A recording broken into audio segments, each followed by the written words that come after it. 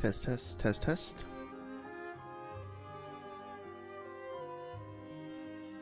Okay, I think we're basically ready to get started. I will be just testing chat in a second, and then we can get rolling here. Hope everybody's doing well tonight. Okay. Where are we at with the chat? Okay. Yeah, I think I'm going to stick with horizontal for tonight, just because it's kind of keeping out of the way for the most part. It's kind of tidy. I'm working on a better solution for the long term, but hopefully that'll be okay for now.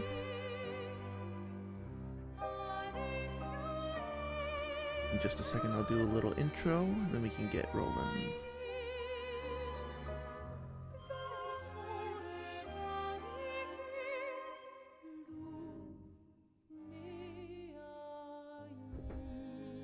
Okay. Well, welcome everyone. Hope you all have been doing well since our last stream together. Hope you're having a good week. If you are coming across this stream for the first time, thank you so much for taking the time and checking it out. I'll just say hello before we get started. My name is John. I'm a game developer. I've been working in the industry for 10-ish years now. Worked on both big AAA games and little indie projects.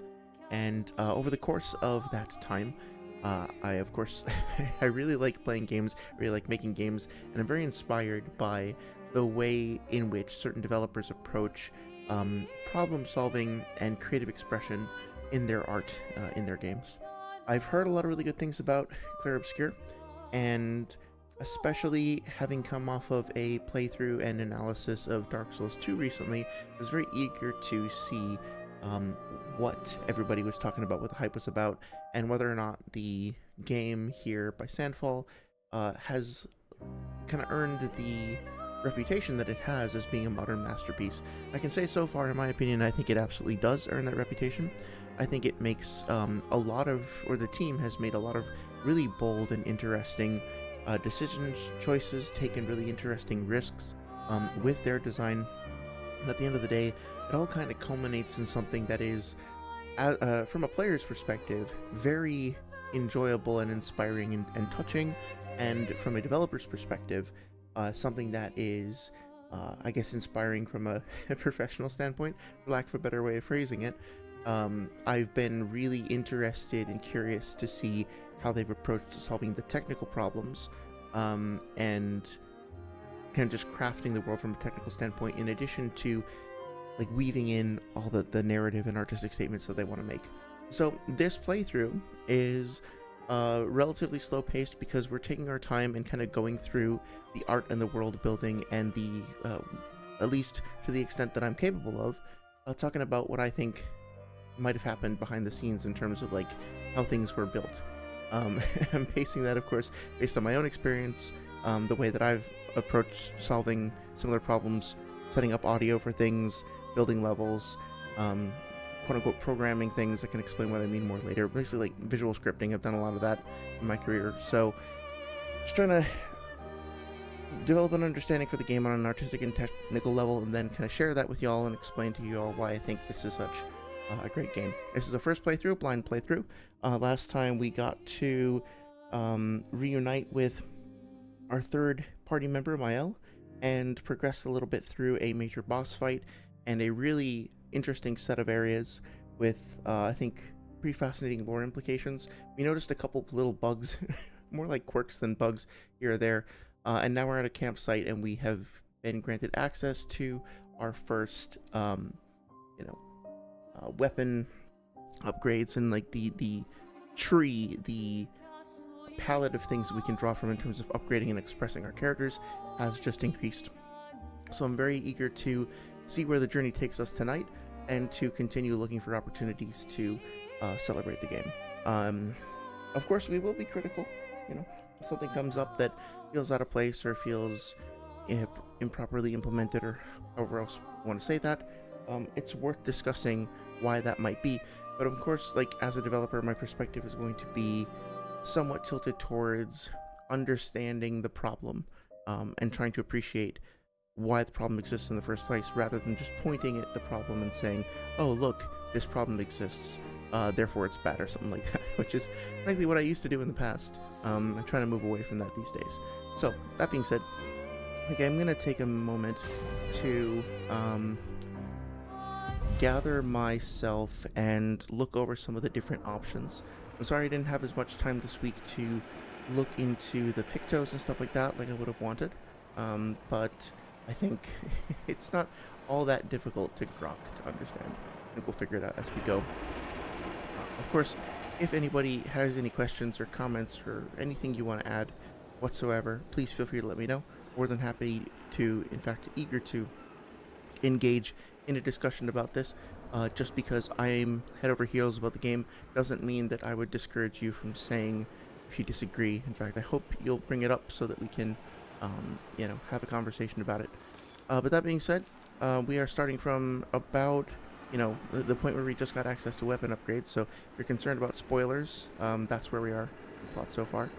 And I think I'm just going to take a quick look at our options over here, and then get back to work, so to speak.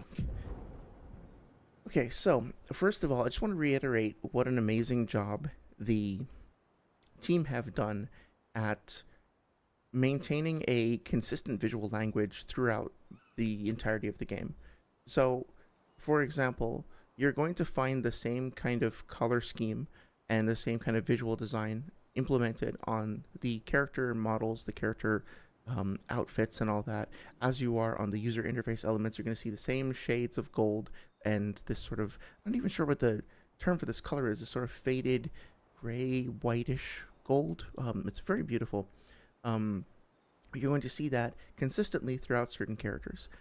You're going to see that there is a shared visual language between things that are diegetic, in other words, that take place inside the game world, and are naturally part of the game world, and non-diegetic, which are meta elements like user interfaces and stuff like that. And this hints at something that I like to call thematic unity, or just consistent direction, which basically means that the game isn't just designed in a box. It's not just designed in segments or in parts. All of the different aspects of the game combine together and are designed and unified with a consistent design language that really makes everything feel like it's part of a cohesive work. And that is the sort of stuff that I find the most inspiring. When every part of the game fires in synchronicity with every other part. I will say, the one exception that I've seen to this so far is that bright blue text underneath the characters' names there. Something about that particular font and that particular color and brightness seems a little artificial, doesn't it? Compared to literally everything else on screen. Even the red that we see down at the bottom on the 0/1 indicator for how many shapes I have left. Those do that kind of pinkish red color doesn't really show up naturally diegetically in the game world. It does feel a little bit meta, but it's still a little bit more muted, a little bit more, reasonable, I guess. Whereas, look on the bottom right at the discard button, or the discard plate behind the X button. Doesn't it look a little bit weathered, a little bit like a piece of geometry that you might find on a character's outfit? Look at the text on the color of Lumina over Mael's portrait. Doesn't it look a little bit weathered, a little bit off-white, just a little bit faded? Like there's been a little bit of extra work done to ground it in the world. Something about the text of those blue 11s there feels very artificial to me, and it's one of the few things, if not the only thing, that has really stood out to me as being alien or being inconsistent with the overall design.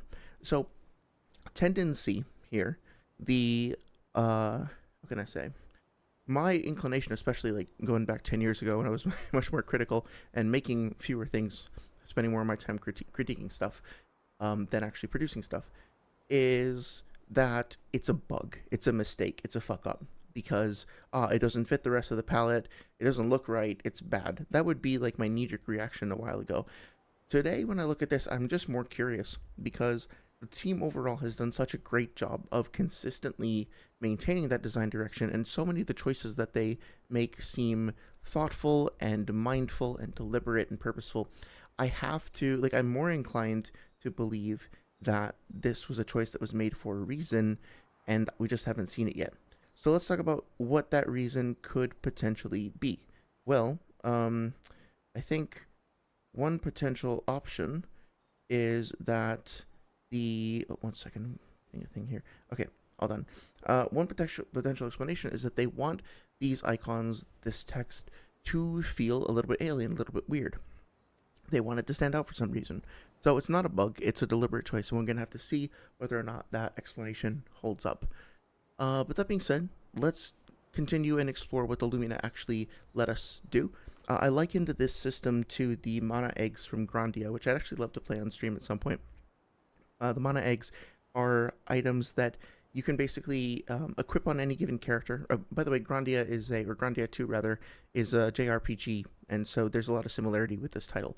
But the mana eggs are basically like equipable ability sets. So you can have like a fire egg that has a bunch of fire attacks, a water egg that has a bunch of water attacks. Maybe the fire does more damage, the water one does more healing, it has more utility, right? And you could give the fire egg to your protagonist and have your protagonist like do a bunch of offensive shit. Later on, you decide, oh wait, I actually want my protagonist to do more defensive and support stuff. Take the fire egg, put it on another character, and then take the water egg, bring the water egg to your main character, and now your main character has turned into a support character, right?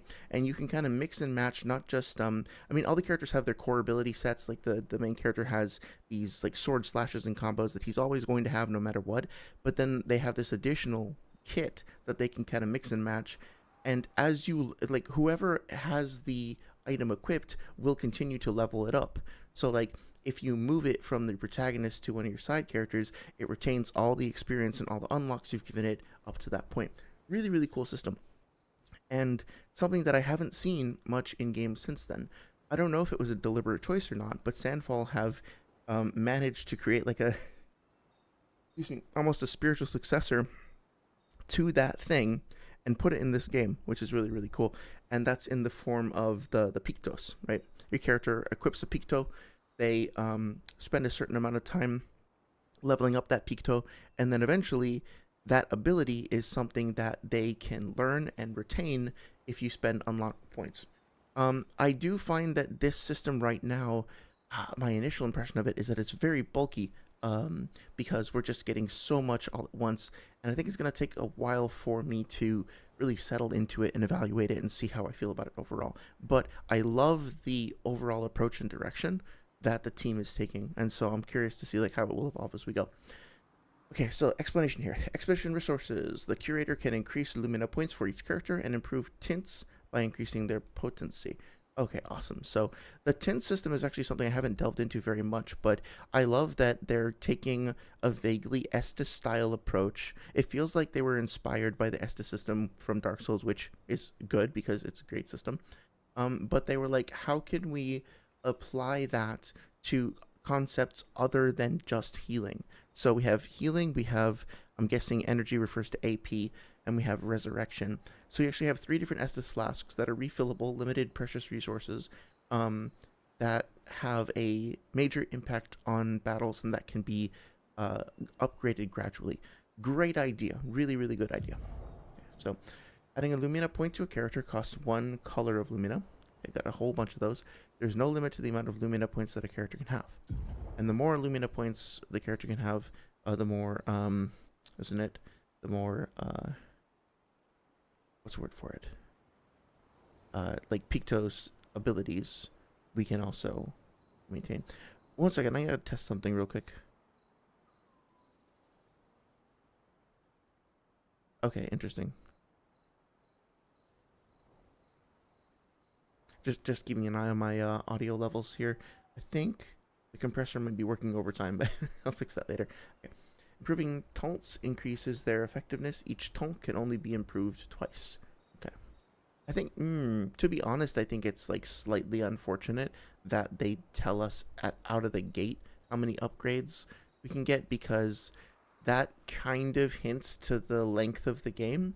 Like, I don't want them to tell me, for example, how many levels Gustav could get to, because then it puts a cap on like how far, like unless we grind and we kind of break the cycle, it puts an apparent cap on how far we are in the game. But let's see. So far I think Gustav is gonna kind of be a bit of a dumb tank for now. So I'm going to try to put a few points. Whoa, sorry, I hope that wasn't too loud as I increased the points there. I noticed the audio kind of spiked a little bit. I'll be sure to check that later. But let's see if we can get Mael and Lune up to around 20 apiece. We can. And then we can get, let's do 22. We can get Gustav to 14. Okay.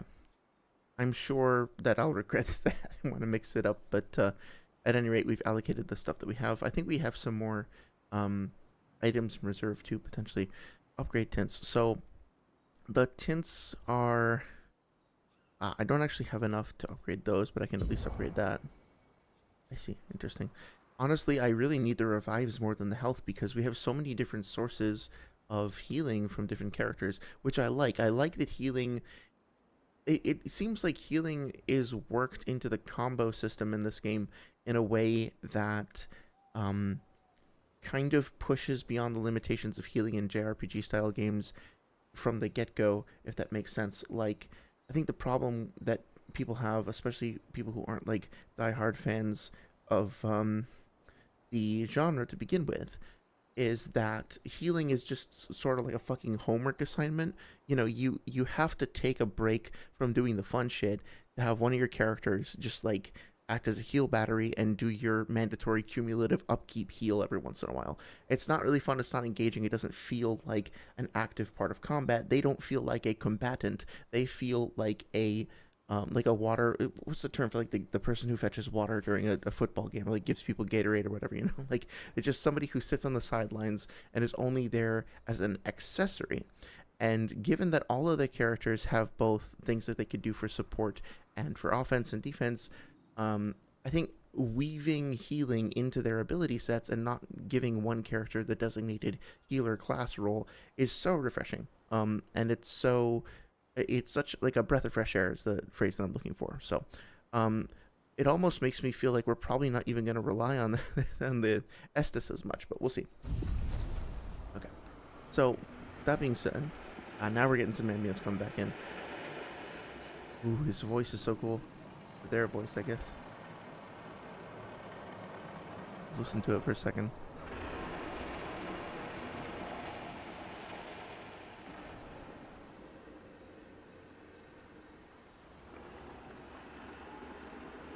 So it's hard to tell for sure, but it sounds like maybe some of the source that they used for that audio is specifically like creaking and groaning trees. At the very least, it sounds like if you've ever been in the forest and you've heard like massive tree limbs rub together and creak and like whine and groan, it sounds like they took that and then they pitched it down and maybe like emphasized some of the, like took out a little bit of the mid frequencies and emphasized a little bit of the highs and the lows to kind of give it like a more hollow, scooped out feeling, which is perfect because it sounds like, you know, it sounds like an old dying tree breathing, if that makes any sense, which is kind of fits the, you know, aesthetic of this character. I wonder if we're going to get more info about this character. Very cool to see that there's some sort of fluid, you know, motion happening inside the character's torso, like ripples. I'm very curious to know what that will be all about. Let's just take a second and drink in the detail of this scene and the way that it's framed, right? Like, and you're thinking about designing a level and actually creating a space for players to go through. You don't want to have them have to pull out their map constantly, and you want them to feel like they can very easily recognize landmarks and places where characters are going to be hiding out. So it makes sense that each character's place will have like a specific theme or something that's easily recognizable to help you memorize their locations and make it less confusing, but also to do something of storytelling for those characters. The intro area in Sekiro is a great example. Like the dilapidated temple is great in that you have like the I forget what his name is, Ichibe, the swordsman, the undying swordsman, and then you have, that's probably not his name, I can't remember it. And then you have like Emma, you have the merchant, and you have the what's his name, the sculptor, and they're all given their own appropriate locations that is consistent with their theme, their personality, and all that, easy to recognize, and they help kind of pull you to various points of interest throughout the level. Like they could absolutely just have shove them all in the temple, but they chose to spread them out to kind of help create like points of interest. So with that being said, love the fact that this character is here in his own kind of clearing, feels a little bit removed, a little ethereal. The lighting coming in from the moon is great for creating ambience, but given that the character doesn't look, it's humanoid obviously, but doesn't look like traditionally fully human, this additional light here, which is a color that contrasts with the color behind it, helps him stand out just a little bit more. Like that's basically just an arrow pointing at him, right? That jumps out of the environment more so than the environmental ambient lighting would do. But if we trace the path that a player would travel through the space, I mean, like, and I'm gonna talk about this in a second because it's so fucking beautiful. But you know, going from here, if you're just starting out for the campfire, let's look at the visual points of interest. Okay, so we have the characters over here being pulled in towards the campfire. We have the gramophone over there, that we can see out of the corner of our eye, pulling us to the left. If we put that in frame, now we have this, you know, point light over there, another orange source of light that's kind of contrasting from the environment, although it is kind of connected visually to the campfire. So you could argue that they decided to have the campfire be associated with like a warm point of interest and a safe point of interest that is differentiated from the natural environment behind it, and then also like use that to kind of pull you around the environment while making you feel safe. Okay, here's another example, right? They went out of their way to make sure that they put a point light over here. It's the same sort of thing. It feels consistent. It's not like out of the ordinary or whatever. There's a reason for this to be here. But it is odd enough to draw your attention. I will say it does kind of feel like the color being used by the number in the distance is very similar to the color there. And Elden Ring is like a masterclass in associating with colors, colors with different themes, different aesthetics, different bits of storytelling in the world. And it has me now curious as to how that is going to be expanded on later. Also very interested to see that there are actually a couple of rocks that are floating over here. Now, before I was fairly certain that those rocks in the sky were not animated. It looks like they're not animated, and I was fairly certain that that was a deliberate choice because they were meant to be a static part of this painted world. At least that's how I'm interpreting it. Now I'm wondering though, was it a technical limitation? And this is something that's very difficult to tell, and we have to be very careful about, I think, when interpreting others' work, specifically in the context of game development, but I'm sure it applies to other things too, which is that it's very hard to know for sure what the developer intention is, and very hard to know whether or not that intention was executed as they wanted to, and whether or not like there was a technical limitation or something else that got in the way that prevented them from achieving their goal.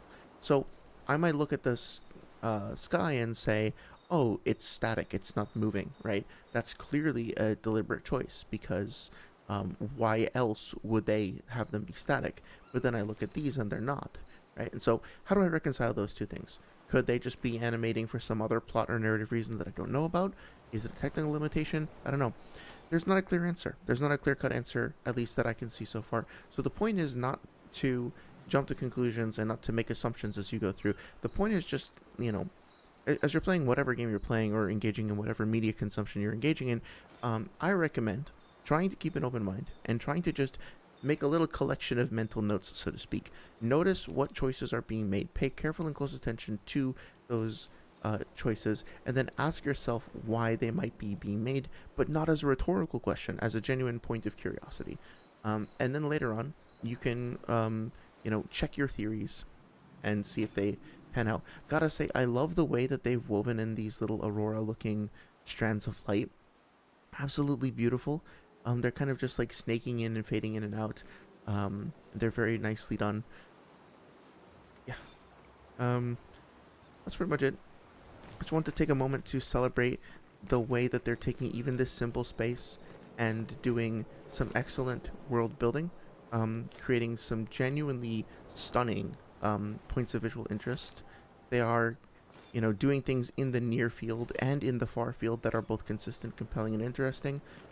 They have a very simple space, a very limited space, but still a space that is very thoughtfully designed. Like, look at how tasteful it is. If you go up here and, you know, if you're walking over here, your eyes are going to be drawn to these 2-point lights, and you're going to be sort of walking down the path that is implied by the gap in the grass. You're going to look up and you're going to see this because it's right lined up with the center of the path in the grass. And you're going to see this and look up and be like, holy shit, this is awesome. The lines kind of pointing up to the right on those cliffs or whatever they are, those floating islands, are going to encourage you to follow the lines of the aurora that are pointing more towards the center. If you're curious enough to see what's over here, you will see a sliver of light, like a little fracture in the rocks, that should create some interest. And as you move from here there, now you see the silhouette of that character. It's a little mysterious. It's a little bit of animation pulling you in with the light, and then that's reinforced with the point light there. And then the same thing over here. If you continue looking to the left, you see another point light, and it's drawing your attention. And as you come closer, you gradually start to make out a fire. You gradually start to make out the silhouettes of the characters, and then they get closer, and then they resolve as you get to the campfire. It's subtle. It's really small. You could say it's almost a throwaway detail, but it's not. It's all very deliberately chosen and crafted. And the little details around the campfire, like this little kettle, you know, this cast iron pot, over here, this little axe for chopping the wood. I don't know how they're chopping the wood with that tiny ass axe, though. You know, some impressive work there, unless that's supposed to be another axe. I just can't make it out.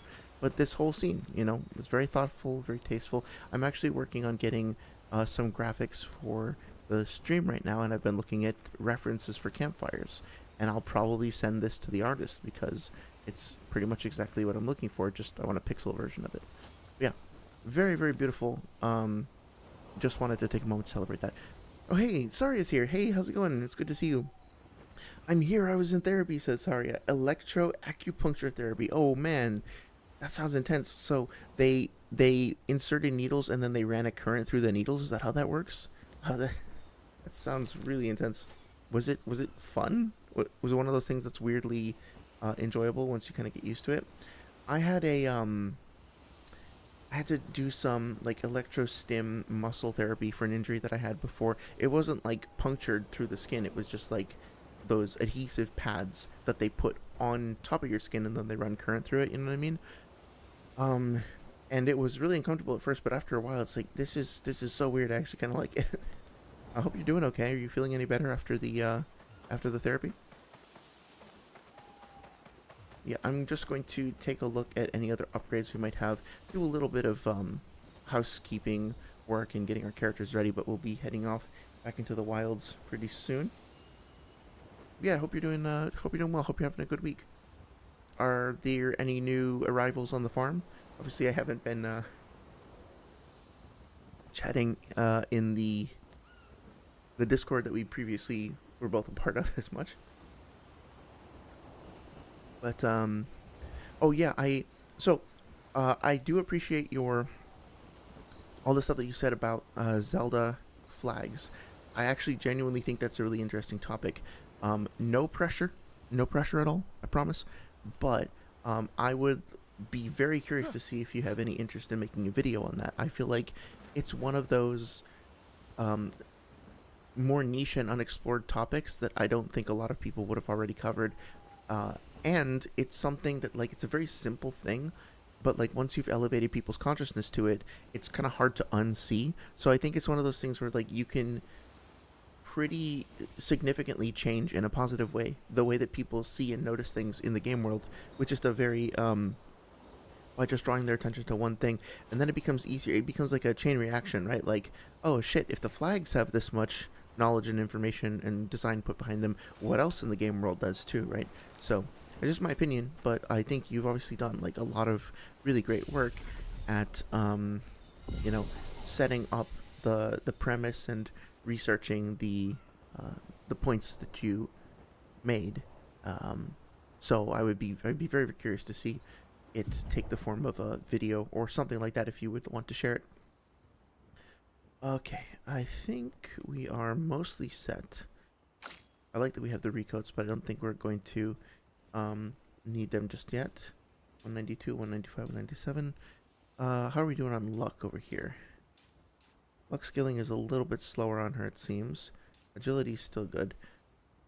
I wish I knew the exact what do you call it?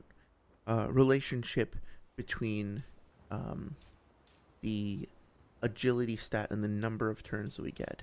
But let's get might up to 10, and let's get agility up there too. Oh, I think we wanted to actually give her more health so that she could be riskier with her with the stance that like increases her vulnerability but has her do more damage. So let's actually put a little bit more vitality. Sorry, it says I actually want to, but I'm also like, oh man, I'm so lazy right now, lol. And yeah, they send a current through the needles and it feels good in the moment, but then I get home like, fuck, oh god, yeah. Well, that makes total sense. I mean, I have been wanting to make this video on Avatar: The Last Airbender and the initial episodes for months now, and I have a script, and I'm just like, I don't know. It's not that I don't want to work on that. It's not that I don't like doing it, but you know, I work. You know, I have the job, take care of the house, prepare for the stream. I'm doing quite a bit of work in like trying to get graphics for the stream and everything, and researching and stuff like that. Especially for the Naruto stuff, it's a lot of research. I read like 3 of the light novels in the past couple weeks, which are not huge or anything. You know, a few hundred pages in total, but still, you know, it is work. It's work I enjoy. It's fun work, but it becomes a lot after a while. And to then go from that to, you know, working on editing a brand new video, I'm just like, fuck, no, I please need to be away from screens. And you work really hard and you're going through a lot, so I would never want to pressure you at all to add to your plate. I just wanted to celebrate the, you know, good work that you have done there, because it is really interesting stuff. That's 14. That's actually a pretty big jump for 1 point, relatively speaking. Might is not really where I need to focus her. 280 to 291. That's a pretty big jump too. Okay, so I think I'll continue spreading points around a little bit. Okay. Let's see, learn skills. Okay. How are we doing with Gustav? We got 4 available, nothing to unlock just yet. How about Mael? Let's see. We have several assigned, so we have 4. No, we only have 2 points. We can't unlock anything with 2 points. Okay, what about Lune? He has 0. Not sure why it said learn skills then. Okay, so I'm gonna take 1 second to look at a Pictus, and then we can get on the road. So, keeping in mind that Gustav seems to be a good generalist, and support, Lune's is more focused on her combos and variety of magic, so she needs AP as much as possible into proc status effects. And Mael, I'm looking forward to trying to craft her into like not a glass cannon, but definitely like a rail gun where she just charges up and then blasts an enemy apart. So let's see. We go to our inventory, and go to, actually, let's go to like Lune's page specifically. Okay, so she's got Troubadim, and like the element is non-specific. That's okay for now. Right now she has okay, so she has those 3. I see. Okay, so she has those 3 this is a little bit confusing, but I think I'm getting it. She currently has 3 Pictos equipped in her Pictos slots. Then she also has the Dodger ability from the Pictos equipped as one of her Luminas. So, if I edit her Luminas right now, she has a total of 21 points. And right now, she is using Dodger. To take that off, she gets 1 more point. These are the things that she's already equipped with the Pictos. So what else can I get her with her current amount of Pictos? Or Lumina. So free aim damage, I don't really need that much to apply burn on a free aim shot. Again, she's not really going to be free aiming a whole lot. I'm not going to aim, like dodge pretty much ever, so I don't even need that. Base attack applies defenseless for 1 turn. That could definitely help, but I think that's something that's probably even better on Gustav. SOS shell applies shell and falling below 50% health. I think that makes sense. Because she's probably going to be a little bit less robust. So that's a good first idea, I think. Augmented base attack damage. That's fine. Marking shots by mark on a free aim shot. Yeah, I don't want to waste her abilities on free aim stuff. Break damage on base attack. Not going to be doing too much base attack either. Increased counterattack damage. AP on breaking a target. AP on dealing damage to a marked target. Okay, yeah. So I think Gustav is going to be setting up marks. So she's going to be getting a decent amount of Lumina from that. AP on breaking a target. Let's try this and then energizing break. Wow, I'm actually getting a lot of shit here. Okay. Well, since we're here anyway, burn and mark. So now I have all of those abilities, really? On her?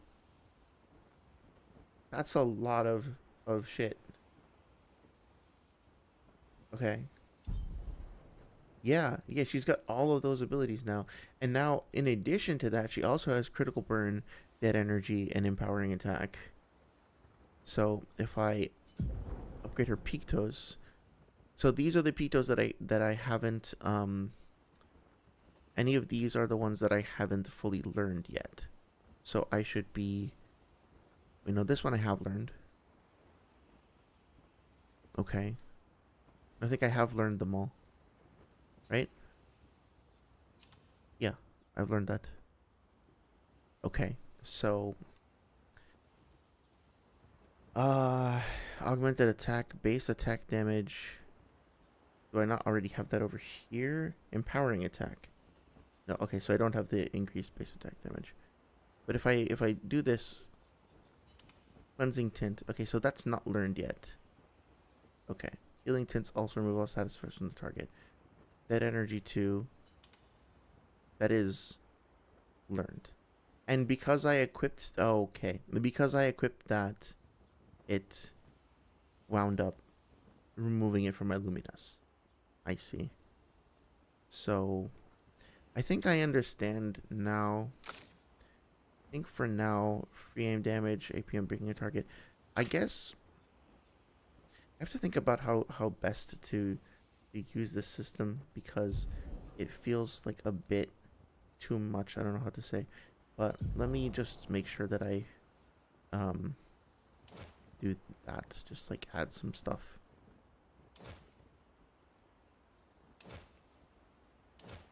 What's that energy to? Oh yeah, that's great. Staggering attack. No, let's just do that. Yeah. Because I mean, I'm definitely not like losing anything from doing this. I guess he needs more Lumina points anyway. Okay. Yeah, it feels like kind of a redundant system, honestly.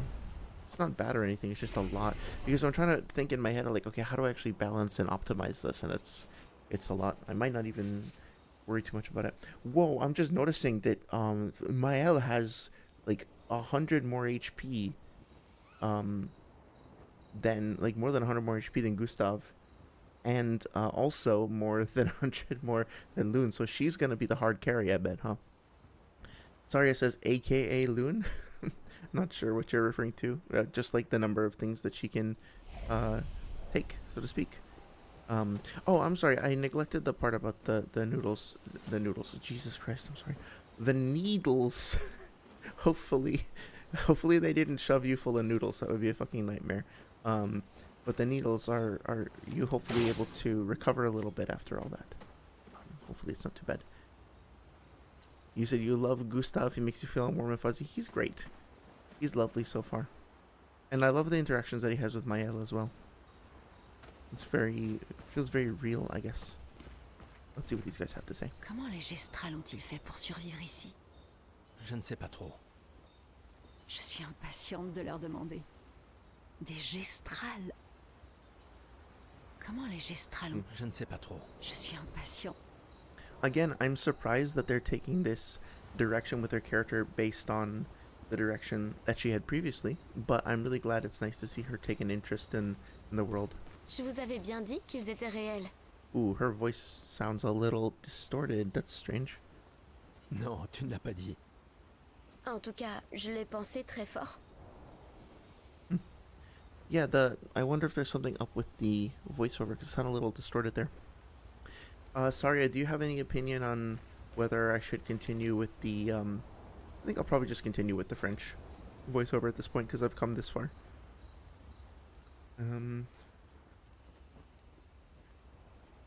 Oh yeah, let's see.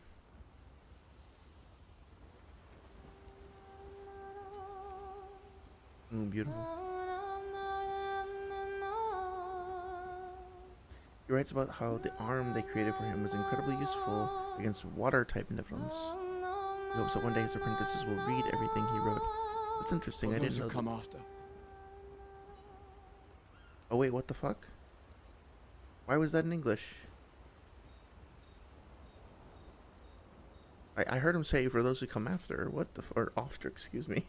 Why was that in English and everything else was in French? That's weird. Also, is it just me or is there like a little G that's kind of... Oh, I see. Like the C and the G are kind of getting smeared when you go between options there. Find the Gestral village in the middle of the ancient sanctuary. Find a way across the sea.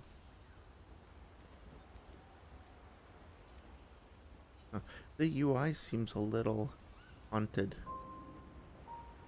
Anyway. As a complete bias viewer, I love the French. Yes. It is really good, actually. This is still, like, slightly disconcerting to me. Not necessarily in a bad way or anything, but just, like, it feels like such... Est-ce que Noko t'a dit autre chose sur le village, à part qu'il y a des arbres rouges partout? Il n'est pas très doué pour les détails. Alors il va falloir réfléchir comme des gestrales. It definitely feels like it's so retro, you know. It reminds me of... Oh, what's that fucking thing? That looks cool. It reminds me of sort of like SNES era RPGs or like PlayStation 1 RPGs, and it's so jarring because like well, I guess the movement speed is basically the same. I don't know how to describe it, but everything feels a little bit more like in miniature, like not fake, but like more artificial. This is really cool though. Look at how they stretch and skew the mesh on the tree there to give you the illusion that you're like actually inside the tree while displacing it. That's really clever. I like that. I showed my partner the part of the stream where I was like ranting about the bubbles for minutes on it. That was great. It's one of my favorite parts of the stream so far. I do like the fact, I mean, like, I'm not shocked or anything given how the game is constructed so far, but I am getting hints that maybe, perhaps, just maybe, the enemies in this world are more human than they seem. There's more to them. Holy shit, that is really cool. Those, like, models or structures or whatever in the background, they look awesome. Gotta remember to go back and fight the sheep. Oh, we actually do get a full... Whoa. Oh my god, this is gonna be a whole thing, isn't it? Wow. Okay, I didn't even realize how massive this game is gonna be, did I? I was just like, we gotta make sure... Holy shit. We gotta make sure to go back and, is it here? Like, to go back and see those sheep later on. That's... So, this is all the journey that we've taken so far. And this is only this small part of the map. And the cellos are going fucking crazy in the background, too, with the soundtrack. Damn, chill, guys. I play cello as well, so I'm, like, actually loving the overall inclusion of cello in the soundtrack. Us cellists don't get enough inclusion. Some nice, some decent cello in Elden Ring, for what it's worth. Okay, let's see. Try out some of my new skills here. I guess I should start giving... Wow. But he's ready to break, it looks like. I should start giving Gustav some more, like, breakable stuff.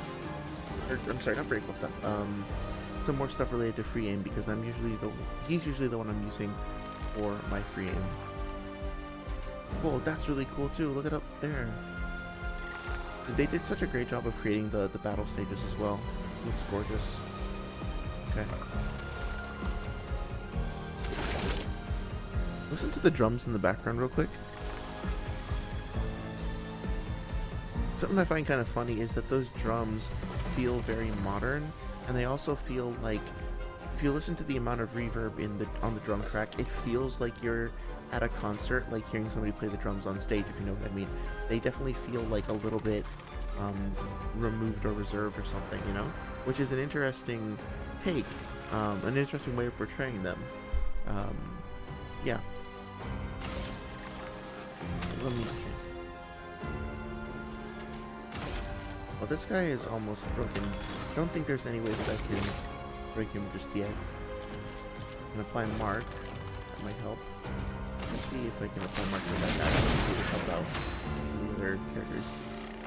I never really talked about, like, let's listen to the UI sounds as we open and close the menus here. I have to go back to Gustav, but I think Gustav's has like a slightly more mechanical feel to it versus Lune's, which is more like really more fluid and flowing. Anyway, ice on. Oh wait, can I break either of them? I don't think so. Can break if 4 stains are consumed, but that's it. Yeah, I need more breaking things. But yeah, let's try Earth Rising.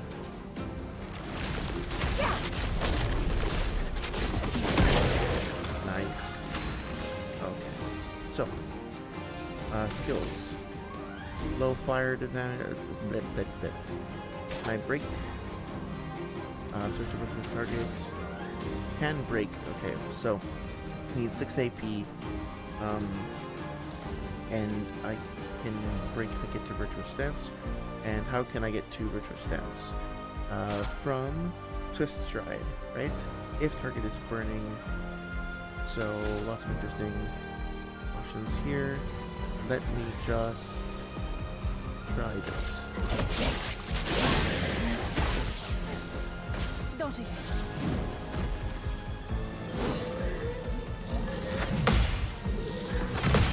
Nice. Well, that animation is so satisfying. Okay, I feel like I actually did parry that. Not sure why that failed, but I'll try to get better at it. So Maya actually took a lot of damage from that, unsurprisingly. So yeah, she needs a bunch more health so that she can continue. Very cool that like the stat that is most usually associated with defense is actually contributing directly to her attack potential. That's kind of curious. I can probably just end the fight with Ice Lance because I'd be consuming the leaf there, the earth element.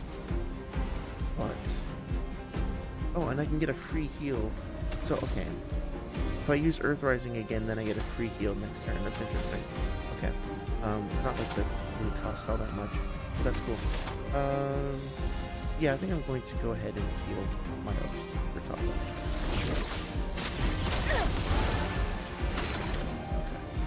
Now,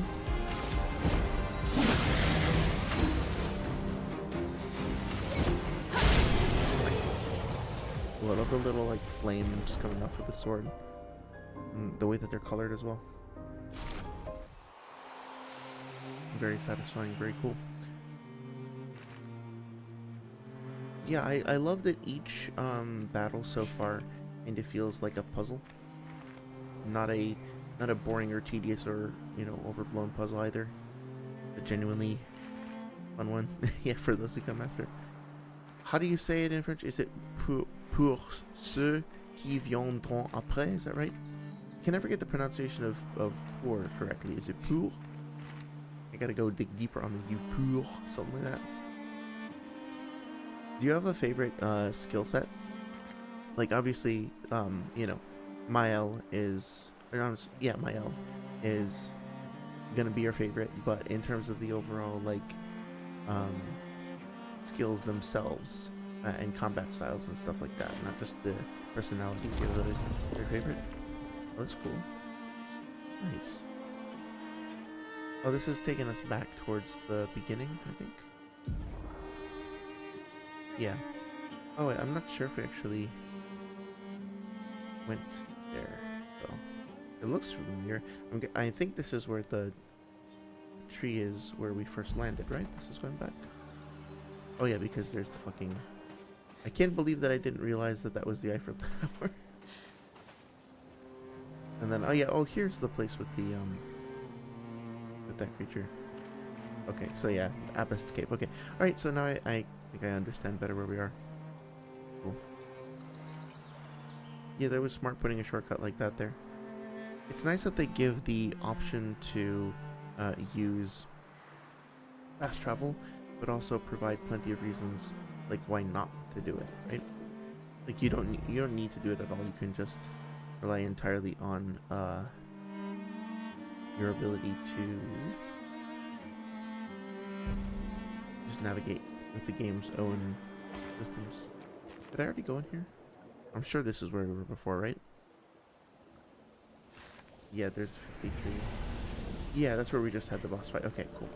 Getting my bearings.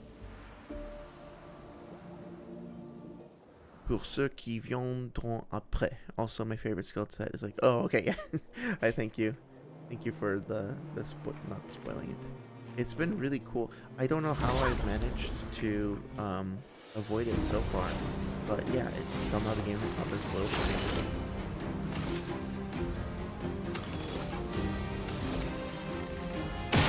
I mean, I know that, like, unless I'm mistaken, the character that I have to, thank you again, by the way, for the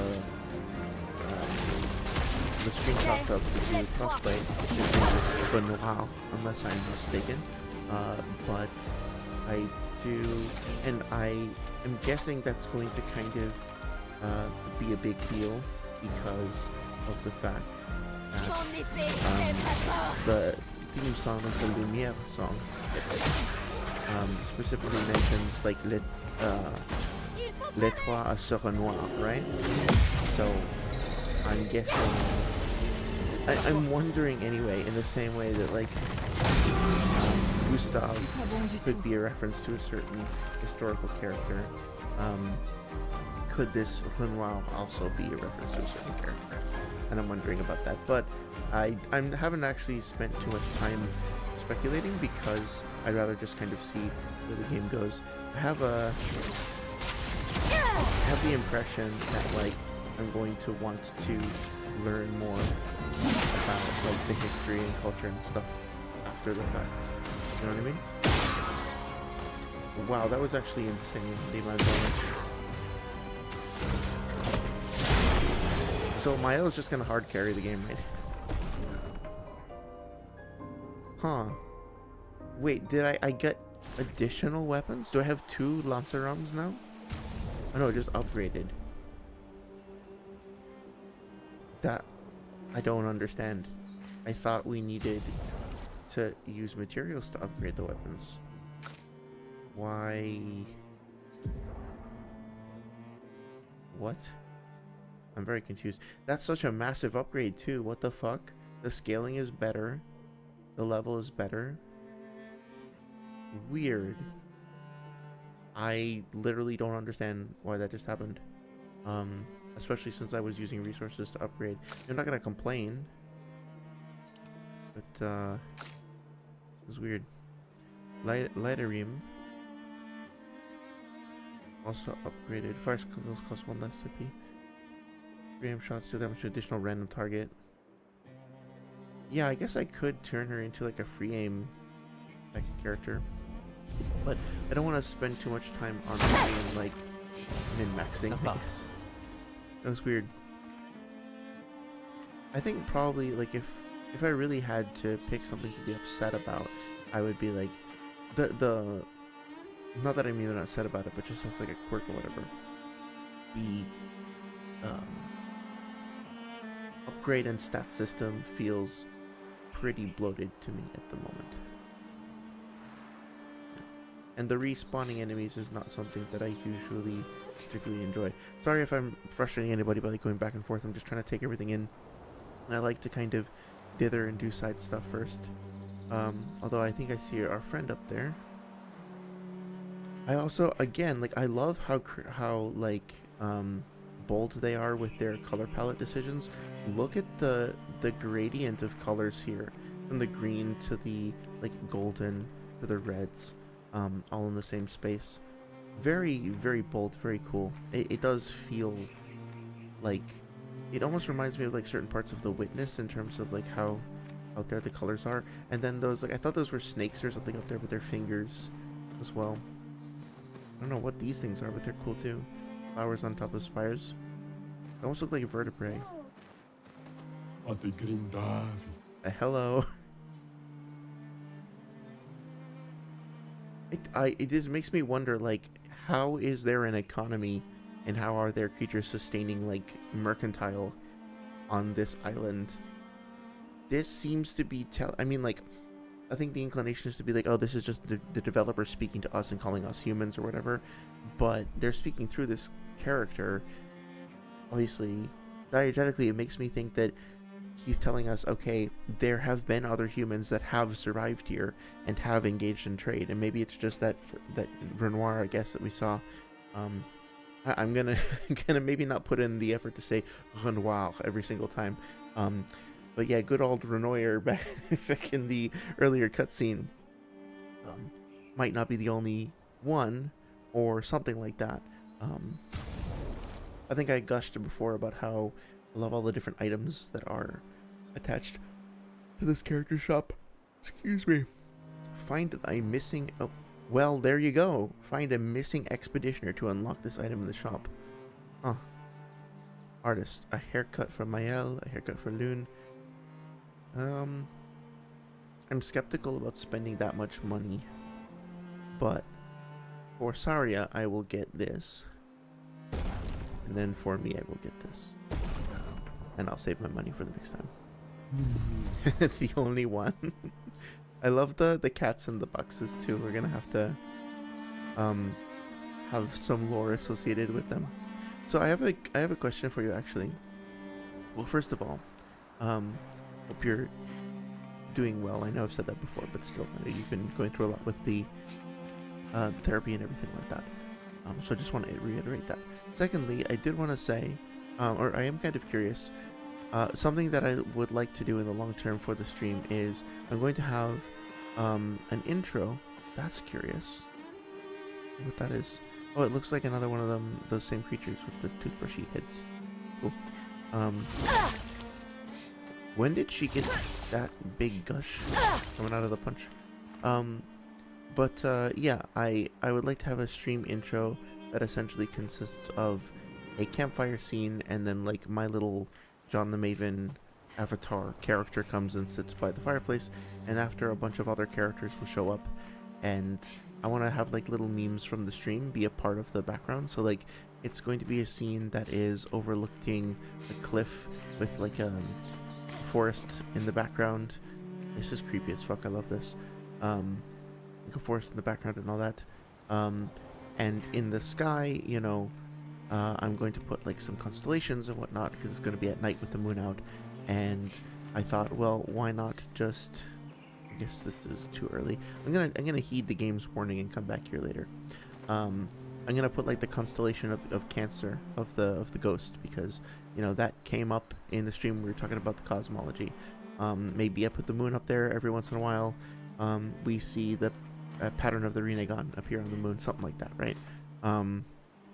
So, if you have any suggestions as to things that I should try to include, I'd like to maybe bring in a character from Clair Obscur and just have them show up and like sit at the fire, do a little animation. It's gonna take a while to get all this together. You know, I have to talk to the artist and see about pricing and stuff like that. But yeah, I think it would be fun to do in the long term. I like that the game is letting us kind of explore at our own pace here. This is really cool. I'm just like a morel mushroom. Do kind of wonder... Oh dear, okay. This will be fun. Sorry says, I think an intro would be sick. Yeah, I'm really excited about it. I've been gathering like visual reference material and you know, compiling it and describing it. My partner helped me do a little sketch because I'm not super visually artistic on my own. Like, I'm not good at drawing or anything like that. So I like it being an even 25, so let's do that. Let's just put some more vitality for now. Maybe not as thought out as it could be, but that feels right. Like even numbers. More agility means even more turns.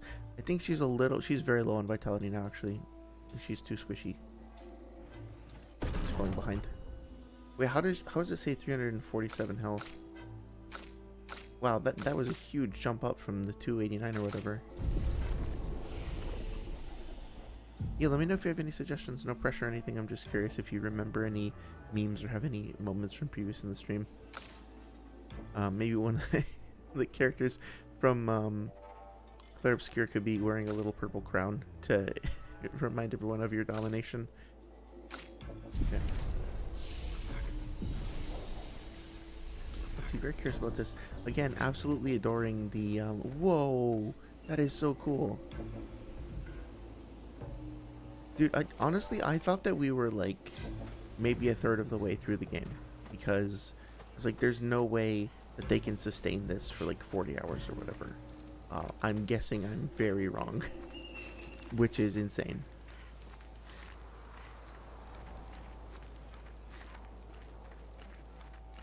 Oh, hello, friends. Hi.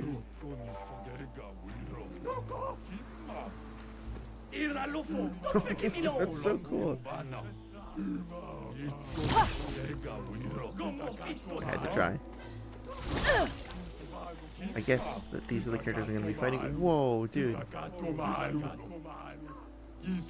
Dominique, giant feet. His feet are actually pretty small compared to the rest of his body, but I digress. Oh no, I found like literally unplayable. The foot description is incorrect. Dude, I love this place. Okay, they're all just saying the same thing, whatever. Wait, is that actual French, or are they just like making up their own language?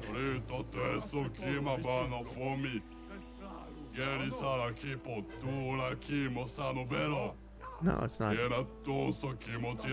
That's cool. They gave these creatures their own little language. But our characters can implicitly understand it. That's cool too. Hello. They went out of their way to give that guy a little kid's voice. So is it going to turn out that like the spirits of the expeditioners got trapped in these dolls or something like that, and that they've just been eking out a living since then in this way? I'd be curious if something like that is happening, or I wonder if these are like completely new creations of the painters. Very interesting, and I'm sure a deliberate choice to see that the paint is kind of in bits and pieces. For lack of a better word, it's like kind of chipped and frayed.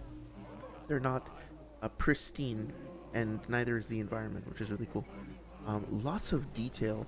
Look at all the individual strands that were painted in on that brush, and they're not just like a flat texture or something that's being puffed out. You can actually see through the gaps between the individual strands. So somebody sat there for hours and hours and drew all of those strands one by one, like at least hundreds of them. Obviously, like the core of the paintbrush itself is probably just like a ball, like a sphere, right?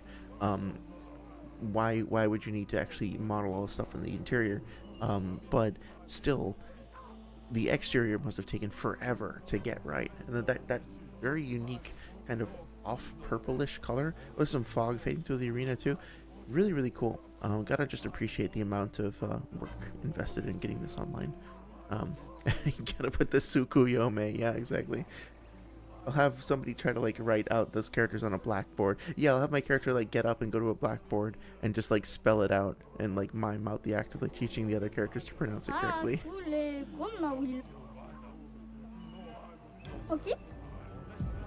Oh, it's one at a time. Obviously my L. Oh, interesting. Okay. Let's go in order. I forget if Milo has any ability to heal herself. I don't think so. Oh, whoops. Okay, let's see. Yeah, let's do low fire damage. We're gonna beat the fire. Yep, let's do that. Okay. It's gonna be challenging. Or not. Faisons couler l'encre. What did she say? Some couler l'encre. How do I break? I can only break if in... Oh no, I can break without being in virtuous stance, okay. So, do you have any other abilities to regain AP? Yes, okay. Switch to virtual stance with swift stride and regain 0 to 2. Okay, great. So I'm starting to realize that there is a pretty effective, like, combo. Shit. Okay. Okay, so now... Oh wait, I thought I was in... Oh, it wasn't burning, it was just weak to fire. God damn it. Okay. Low fire damage applies defenseless, so I would need to do, like, spark first, and then, swift stride. Okay. So actually I should go... So the chain of combo is, like, dégagement to get some, fire damage, or to get into offensive stance. Although that costs more AP, so I guess offensive stance to start, then spark to get him burning, then swift stride to switch to virtuous stance while the target is burning, and then flurry to break. That particular combo is something I should practice. I bet it's going to do like a shitload of damage. So let's start to practice that now. Okay, so what's the easiest way to get into offensive stance? Just offensive switch, fire damage. Nice. Okay. Now I have to be careful. Too early. Oh yeah, I got that shell from the SOS. Okay.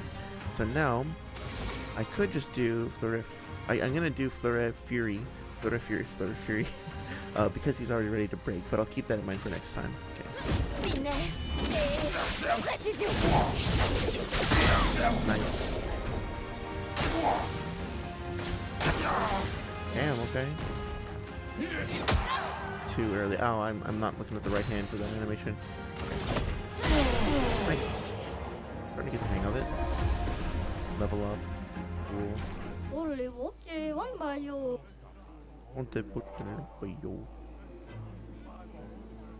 Oh, cool. What the fuck? That's crazy. Okay, that's great for this, for sure. In a second. Sorry, it says have him write it out like Bart Simpson in the Simpsons intro. You just have a character come in and have to like copy it out 100 times. I could do that, yeah. It's actually a really funny idea like that. Okay, so let me see. So, I want her to... Yeah, let's have her learn this last uncritical. Counterattack damage is great. If you're dealing damage to a marked target, that's great, but I think it's fine to swap it out with this. Now, what else? Let's look at her pictos real quick. It seems like someone in the background is beeping at me. Let's see. What else does she have available? So she's using these right now. Exposing attack, base attack applies defenseless, perfect dodge. Don't really need that, but that's fine. Powering attack, breaking a target. We're not gonna do that too much. Okay. On break attack. Yeah, this all seems fine for now. Okay. Nice that they healed me. That seems like, well, I guess most of the time we're not going to be fighting solo.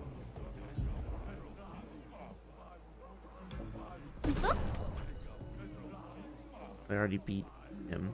I wonder if I get additional rewards from beating each with different character. But... Strong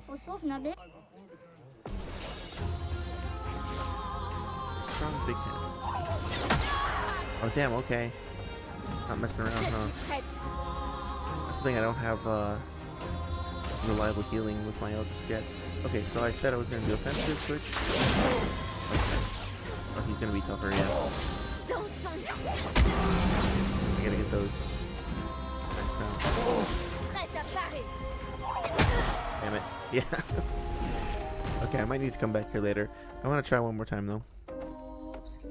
It is kind of interesting to me just, like, how contingent, or, like, how much of a massive, difference just being able to... Who is beeping?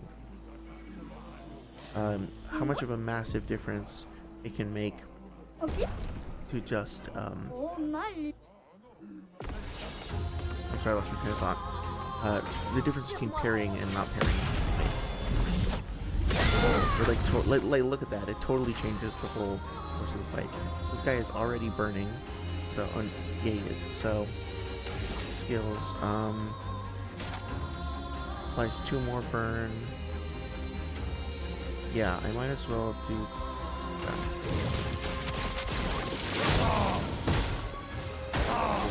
Yeah, that's right. Look at, I mean, like, look at that. It's disgusting. In a good way.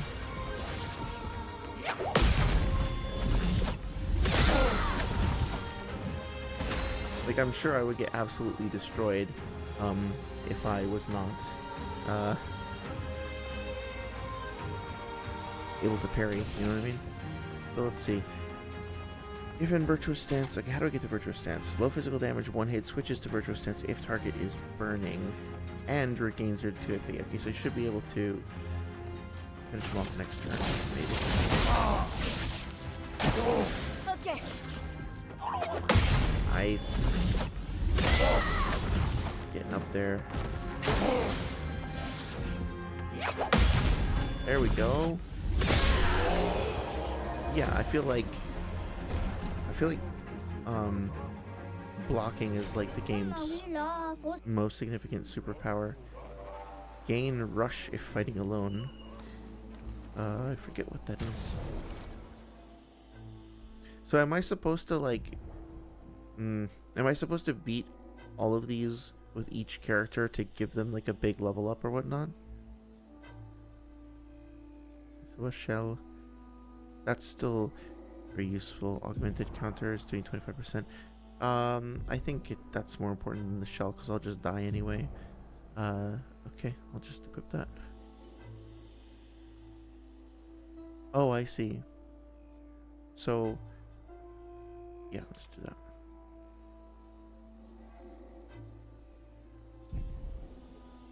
Interesting. Yeah.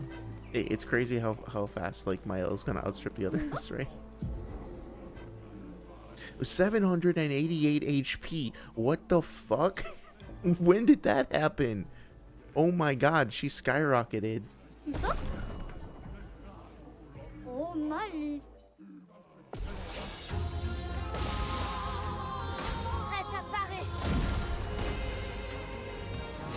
Damn it. Okay. I gotta get better at that. Rushes above to increase the speed of the character. Damn, okay. Nice. Yeah, I mean, fuck it.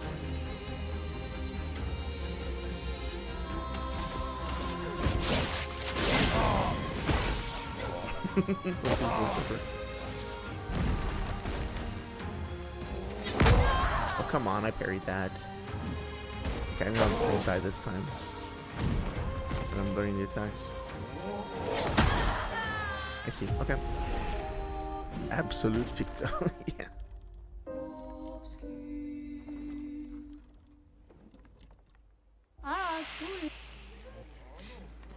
Okay, I can do this, come on.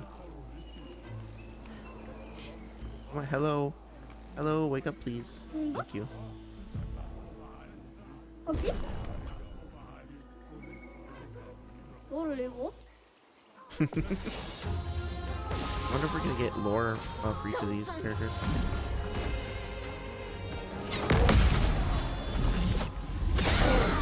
I mean, it's just so powerful. Okay, so yeah, let's go. Actually, let's do the weakness of fire damage. Yeah, definitely. Okay. I feel like I pressed the button at the right time again. Let's see. Yeah, okay, so this is kind of annoying. I feel like they're faking us out with like the ramp up then followed by another animation. I feel like they're relying too heavily on having us just memorize each specific animation as opposed to respond to like cues correctly. I wish it were a bit more like a rhythm game in that regard, I guess. But let me try again. Okay, yeah, that I just didn't see coming at all. Honestly, it's the fucking the time warp thing, like the warping of the time up and down. That's really kind of fucking with me. Let me try not using offensive tense as much, actually.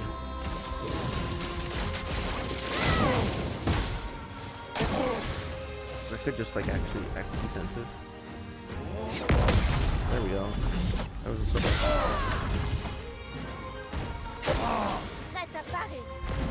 Okay, what's he gonna do? Okay. Yeah, see, I felt like I succeeded in that more because I memorized it from last term, not so much as or last turn, excuse me, not so much because I like was reading a cue and responding to it on time. Just more memorization. Okay, so I'm in defensive. Was 1 AP and successful period dodge. That's great. High physical damage, 3 hits. She can break, but I'm not nearly there yet. So I think probably try to get into virtuous stance. Makes sense. What's he gonna do?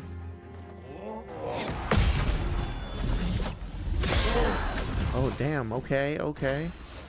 So I guess like part of it is just like figuring out, I don't even know how to, I gotta think about this a little bit more. Okay, so high physical damage, 3 hits, stay in virtuous stance. Okay, so now it's like I should be planning on sustaining this.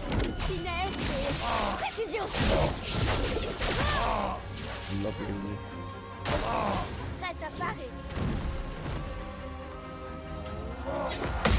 Cool.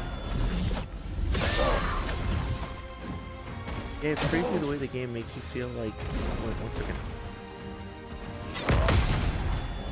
I consistently feel like I'm going from being completely unable to handle a given situation and like I have no chance of winning to then immediately being like, this is... I'm like negative diffing this. Gain shell of fighting alone. Why are... It's weird. Why are they giving us so much 803 goddamn health? Why are they giving me so much stuff that is incentivizing solo play? I wonder.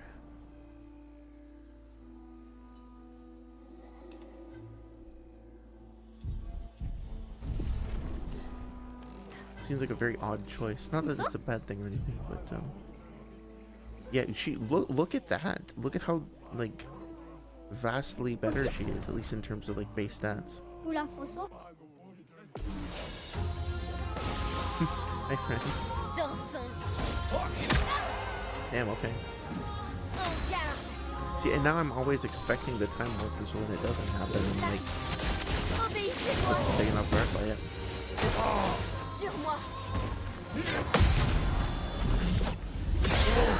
I guess that's an interesting way of creating challenge while messing with expectations. Yeah. I'm gonna lose this, but I think I can do it just in the long term. Let's see, defensive. Becomes weak to fires. They should have started with that. Hey, yeah, see, there he threw the time warp in there. Look at how vastly better she is, so true. Okay, yeah. I'll be curious to see how that changes going on at the unless I'm like, I'm sure this is like one of those things that a more experienced player would immediately scoff at and be like, obviously a casual would think this way. But right now it feels like Gustav is falling off in utility pretty quickly and is just kind of there to keep the team together. Lune is like going to be exceptional at utility and exploiting weaknesses and just like keeping the team alive, but Mael is going to be like the real centerpiece, is how I'm feeling now. Of course, it looks like we can kind of make any character into whatever role we want to, using Pictos and Lumina, but yeah, there seems to be a bit of a cliff.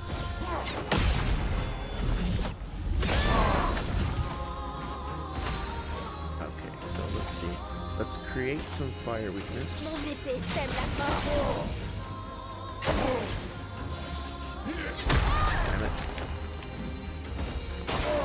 If Mael had the ability to heal herself, she would be like, I could just solo the whole game with her, I'm sure. And I'm guessing as I'm saying that there's going to be a way to do that pretty soon.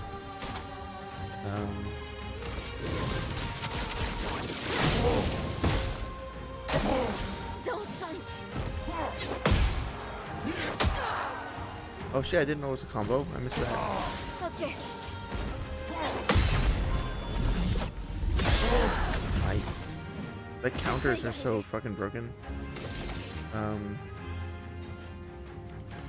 So there we go. It's kind of cool. It feels like a dance, right? Like, man, so close. Like I'm just building up this. Oh come on! You delayed that final punch. Like I'm just building up the whatchamacallit. All the moves kind of combining together to coalesce and form like this dramatic finish. Okay, I think I can do this in maybe like 2 or 3 more tries. Nimbo? Nimbo? I like their little pseudo language. It's really cute. Okay, sorry, if you want to, you don't have to answer. Do you think I should do this again with every character? Like, should I, once I beat this guy, should I then go beat all 4 of them again with Gustav, and then go beat all 4 of them again with what's her name, with Lune, or should I just kind of continue? Is the main point to? I'm guessing the main point is just to get the level 6 pictos from the fights, and also I can do that off screen. I don't know if you want to just sit here watching me fight these 4 guys for the next 2 hours. I'm just curious if I'm gonna miss something. But if you'd rather not say, that's totally fine too. Just curious. Okay, so honestly, I think the point is to get burning on them as soon as possible and get the virtuous stance as soon as possible. The fire damage is okay, but it's not creating enough. The weakness doesn't last long enough for that to justify it. I'm not going to keep going back to dégagement in order to make that work. So, as much as what plays defense as well? Okay, yeah, let's go offensive, spark, swift, pierce.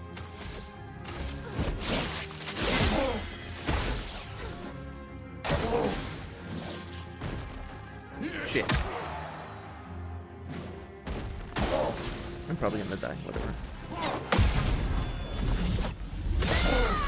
Unless I can parry every single thing perfectly. Okay, but do skills. I really don't even want to waste time. You know what? I guess I could like just throw the occasional thing out there. Does that apply burn strike? It does. Okay, so that's what I should. Okay, so if I can apply a burn stack with the weapon beforehand, that could maybe help me get access to stuff like spark and whatever earlier, right? Like.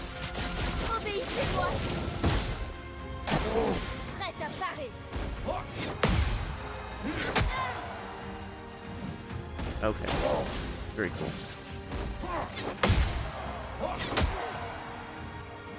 His animations keep faking me out. I could have sworn he was like gonna go back, and I'm indefensive. So now I can switch to Virtuose if the target is burning, which he is. And I could have done that to begin with if I just got him on fire to begin with. That fake out with the last fucking punch is so annoying.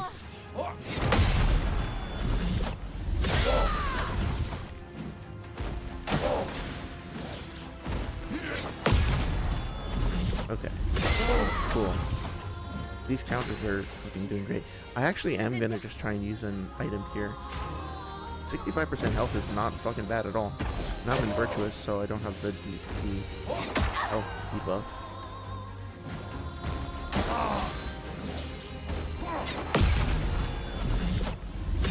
And I'm doing a shitload of damage with those things as well. Feels a little less graceful to be doing it this way, but that's fine. Okay. Oh, come on. I know it's delayed too. I know it's coming and I still can't manage to... Oh, fuck. Still managed to do it. There's only one I can think of, says Saria, that I'd say you should fight, but that one you should be specifically with Mael. But it's a really hard fight, but you get something really good for it. Okay, I will keep that in mind. Thank you. I appreciate the response. But I mean, like, Mael's like combat puzzle, so to speak, is really interesting. I'm really enjoying it so far.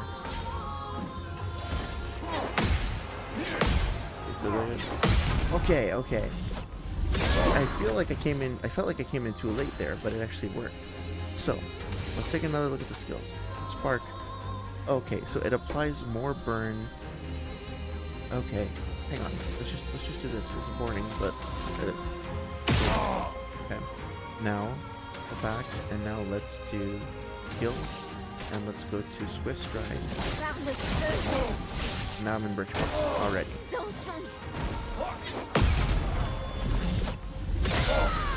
I'm still building fire stacks. Shit. Okay, so what can I do now that I'm in Virtuous stance? If in Virtuous, stay in Virtuous. Can break. Low physical attack. Virtuous stance costs 2 AP. Okay, increase damage with a mark. And switches to defensive. That's blurry. Those are lit up for some reason. Interesting. Because if the target is burning. Okay, I see. I can continue doing that, but I think let's try this.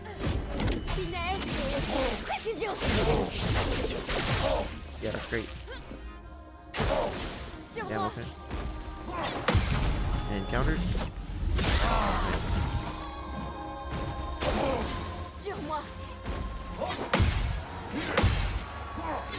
Yes, there we go. Okay, we're getting it now. A little tricky, but it's starting to make sense. Okay, so I can just stay in this stance, I think.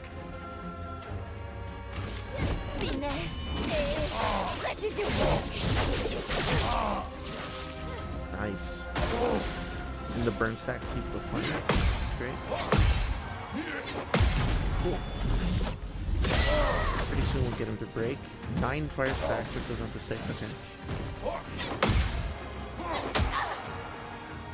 Damn it. Okay. I'm gonna play it safe.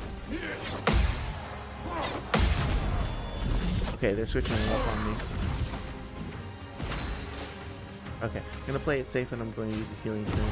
Because I think I can beat him based on parrying now if I play it carefully. But then I immediately fuck it up. No, come on, come on. I want to start over.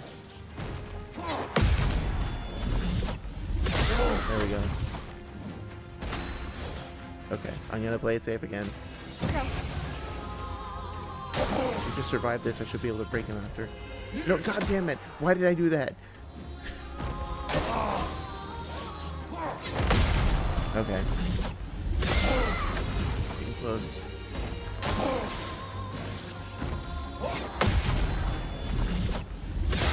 Something about his animations keeps like freaking me out. Okay. Oh, I got out of stanceless shit. Well, he's burning, so this actually makes sense. Switches to virtuous if target is burning. Here we go.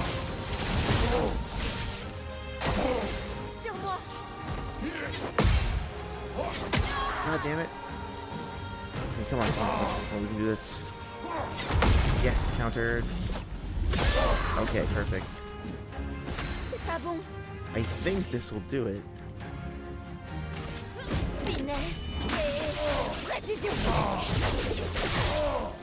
Oh, come on. Okay. It's like, fuck. The one time I didn't get the perfect on it, it was so fucking close. Oh fuck, I can't believe I've done this. Yeah, it was so close. Something about the animation just kept throwing me off, which I think is great because it just like increases the variety. That felt like a 10-minute fight. It says 3 minutes and 54 seconds. I don't believe that for a goddamn second. It felt like ages. But, you know, hard carry Mael is now level 16, which is pretty awesome.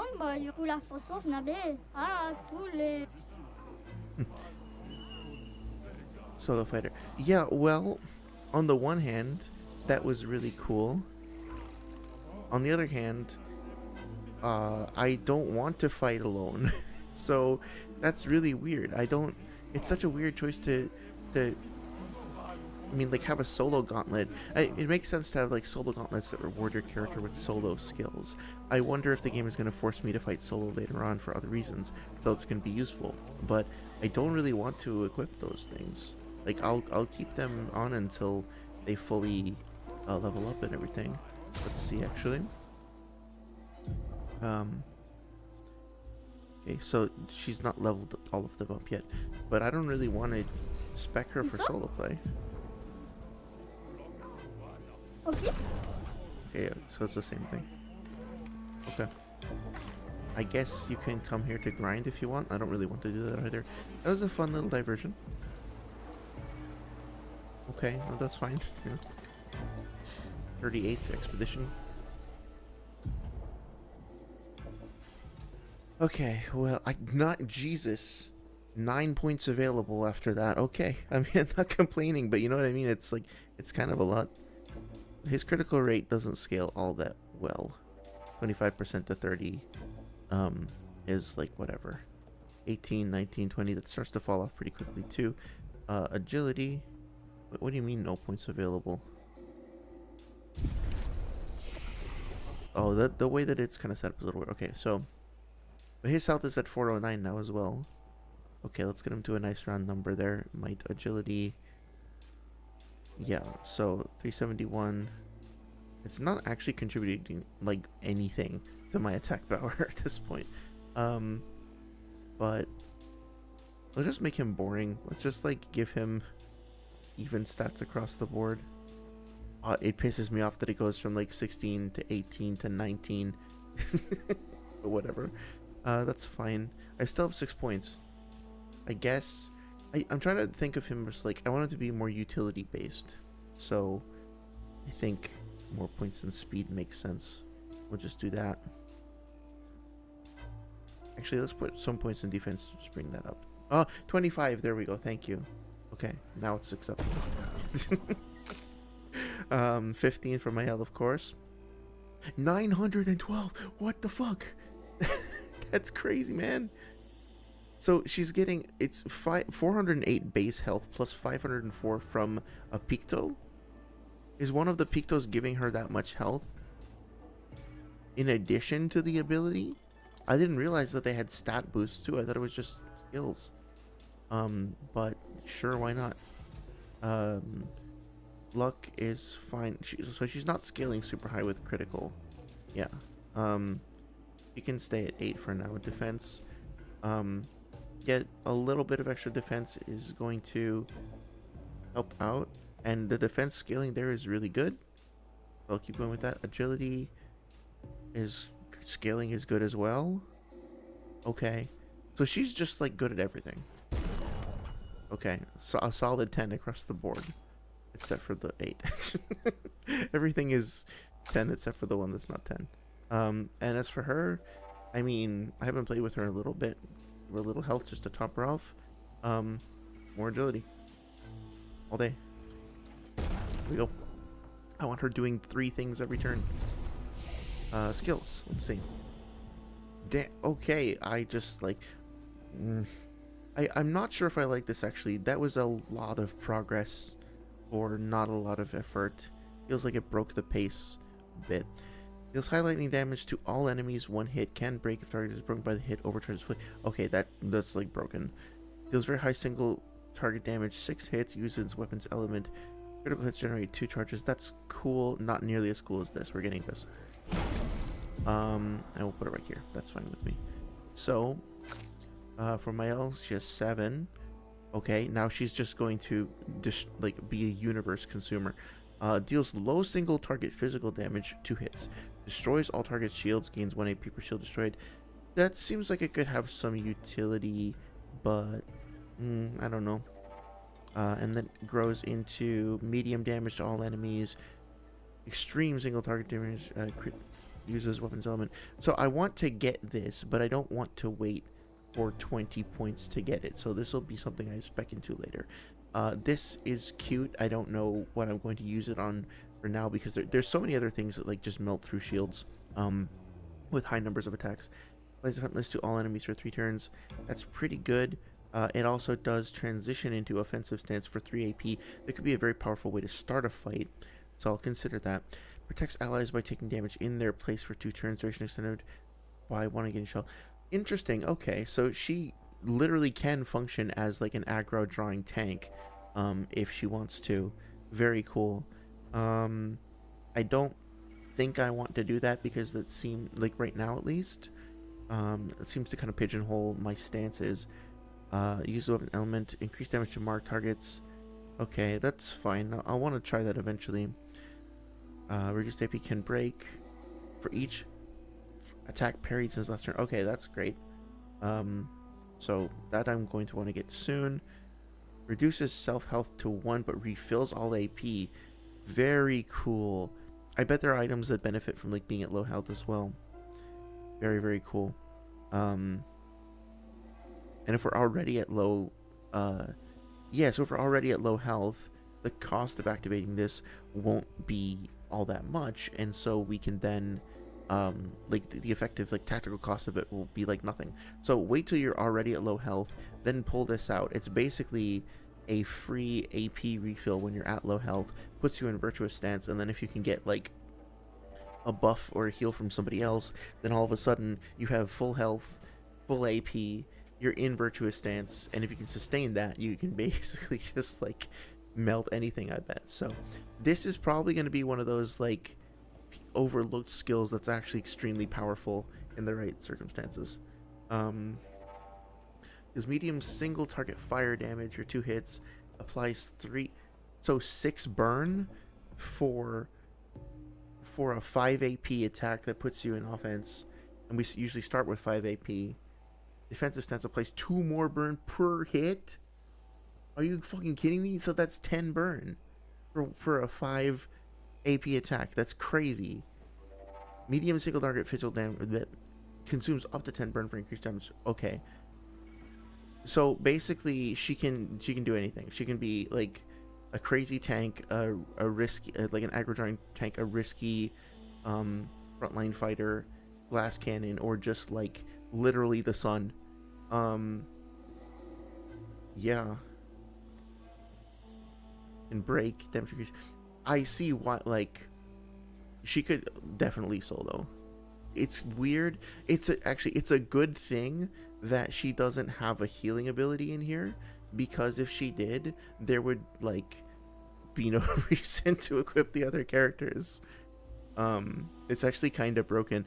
I think for now I'm going to get this, even though I want to get this first because it seems cool, but this seems like it would be such a great way to start the fight, and even everything out.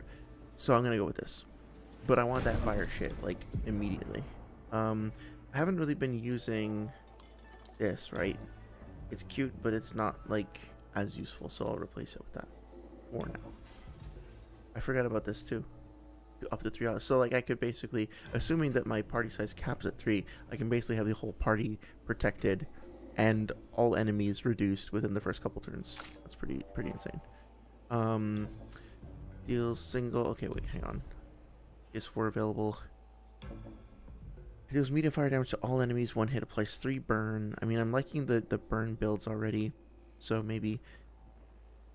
Oh, interesting. Deals low single target ice, fire, lightning, and earth damage.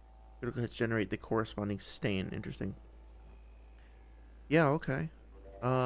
This is weird. I like it. I'm sure I'm not going to use it correctly for a while. I'm sure it's going to take me a while to figure out, but still. High elemental damage to the target can break if 4 stains are...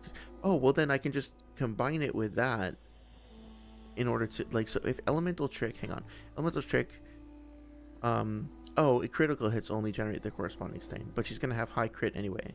So it's going to be super easy for me to get stains up. Okay. So I think Thunderfall is random, but it's 5. Earth Rising is... Okay. For increased damage. Let's see. See, now I have to actually like carefully choose my skills. All stains to high elemental damage to the target. I think I'm going to take out Earth Rising for now, because the only thing that really consumes it is, well, slows the target, applies 2 more burns, the target is marked. I have other sources of burns, so let's try this. Yeah,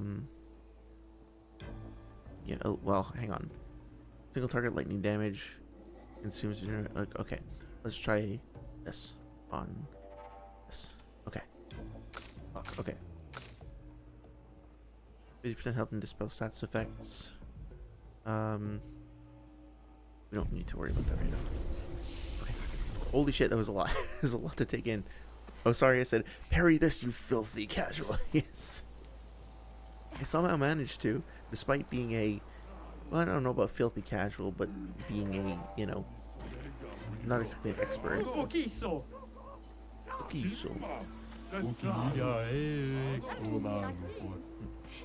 I wonder if they actually wrote down a language, like they created a constructed language, conlang, for these characters, or if it was really literally just like improvised. Curious to know. I'm guessing they had some guidelines. I'm guessing it wasn't just totally like off the cuff in the booth or whatever. I wonder what that is supposed to be. Very, very cool. Yeah, I'm still taking in, like, oh yeah, so this is totally like random and silly, but, or actually no, it's not. Hang on, well, I don't know why I said that. I feel like I have to like apologize for things that I don't need to. Anyway, so if you look at those birds up there, you might remember from the last stream that we talked about how I think that the fish were generated by using like a texture spawner in a stream along a spline, and I think the same exact tech is being used for the birds as the fish. If you look there, you can kind of see that when the birds first appear, they show up as like small shrunken versions of themselves, and then they kind of stretch out and grow to full size. And actually, even though I think they're meant to be well, actually no, I'll stop at that. But yeah, because I think they're just like animated textures as opposed to like full on. I'm sure that won't be a problem. As opposed to full on like 3D birdie models flying around with bird physics. I always said if they put bird physics in the game, I'm out. But yeah, it's not a big deal or anything. I just think it's actually, I actually think it. Whoa, hello. I think it's really cool that they're using the same kind of tech in multiple places. You know, it's a smart choice. Sympa. Hello. So I've just been randomly attacking everything I come across, but is that necessary? Can we be friends? Nope. Okay. Attention, Lune!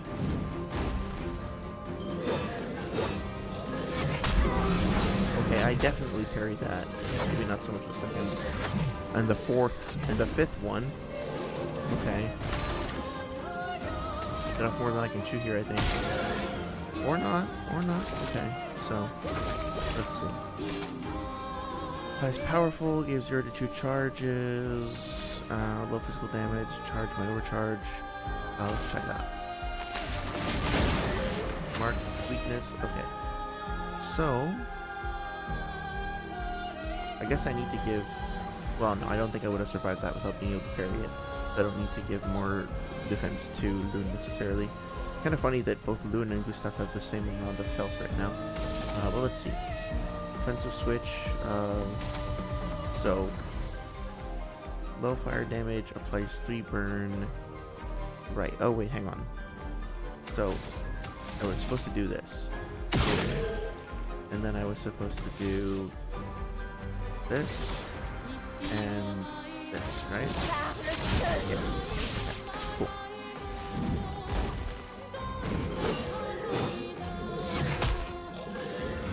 How is that not a parry? I don't understand what I did wrong. Okay, obviously I'm going to die here.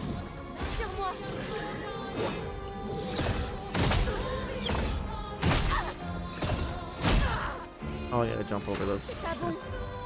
Yep, this is a fucking wipe. Well, whatever. Okay. Doesn't actually have all that high of attack.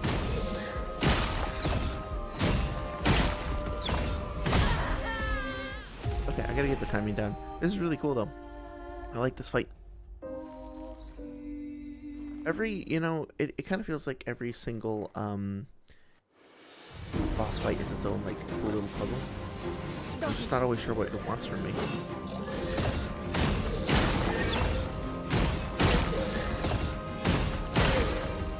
Well, clearly did something right there. Damn, okay. And it was all ready to break, too. So do I have anything that can break already? Break if 4 stains are consumed. Okay, let's try this.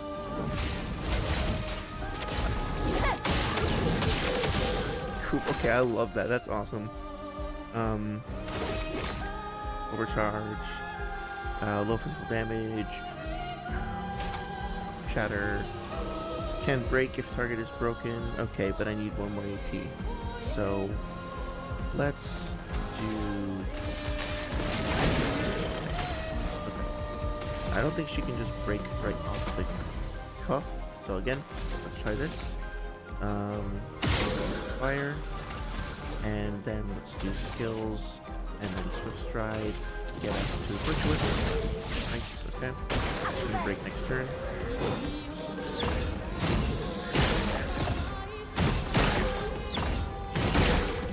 Cool. See what I mean? Like, wait 1 second.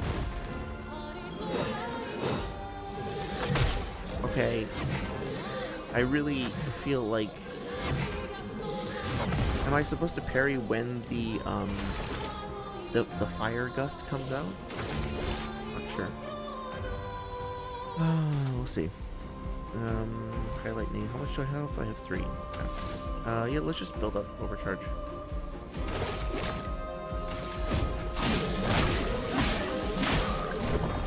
His base damage sucks. Alright, so I'm in virtuous. I should be able to do... Oh, I don't have an elf? It's weird.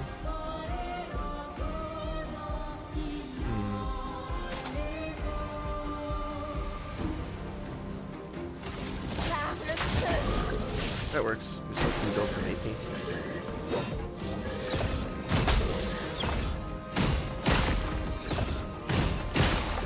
I see. Okay. I'm starting to get the hang of it. So I'm in stanceless. Okay. Sort of starting to make sense. Okay, let me try this again.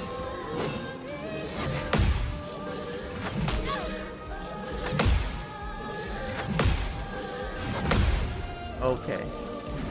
That feels very mean, but okay, whatever. I think I'm starting to get it.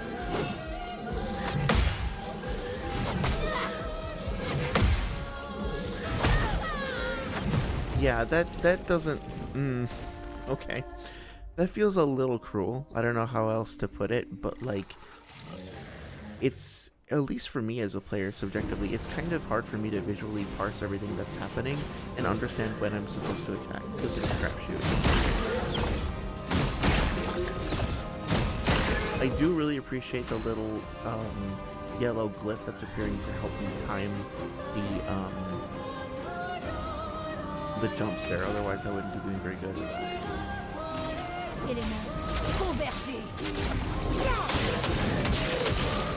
It's also a great way to help scout out the enemy's weakness, to be fair. Just using that attack. I think I should just focus on, like, getting the ability to break him as soon as possible. Yeah, now I'm overcharged, so if I survive till next turn, I should be able to do that. Low fire damage applies defenseless.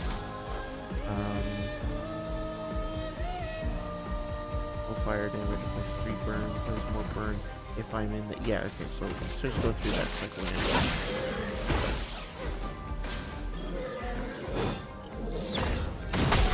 Damn it. Really? Okay. Okay.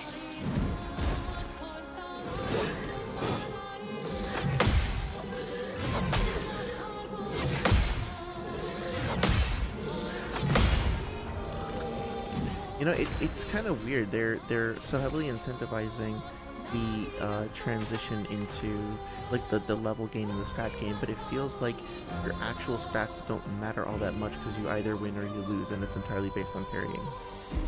I wonder what the game would be like genuinely if it didn't parry at all. I just remember exclusively on abilities and stuff like that. It'd be a totally different game. Really? Yeah. And the parry windows are so tight too. You have the sorry, it says you have the parry timing down. I was thinking about how to phrase this without spoilers, so just say you are so close in the timing, you're like right there. Okay, cool. I'll keep practicing. Hopefully this isn't too frustrating or anything to see me do this. There we go. La chroma coule à flot. Skills. I like the fact that the elemental trick as well is something that could be used to scout out an enemy's weaknesses. So I forget if I just said that, but like, because you can see each individual thing happening in real time. If you pay close attention, you can notice, like as each elemental type damage is dealt, you can just kind of pay attention and see which one triggers a weakness reaction. Okay, so I want to get to virtuous as soon as possible, basically, and try to sustain it. So the target has to be burning, and then you can use Swift Strike. So basically, burn, and then that did no damage, but like, skills, stride, should do. Okay. Attention, Maël. Alright, so.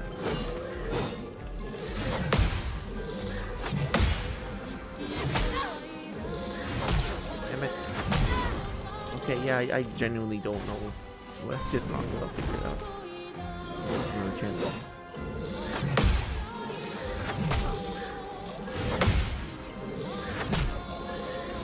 I think I know what part of the problem is that they're using slightly different audio cues each time that have slightly different timings, and I'm at least me as a player more likely to respond to the audio cues than the visual cues, and so it's kind of throwing off my timing. Cope, casual, seethe, mauled, I know, but like, that is kind of how it feels at the moment.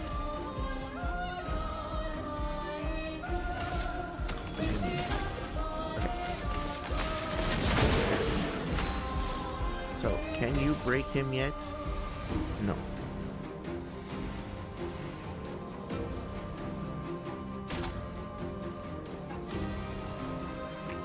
Why am I stanceless? What the hell?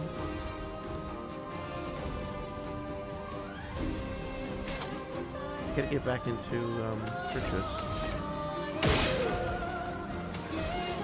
I must be doing something wrong. Something I'm missing.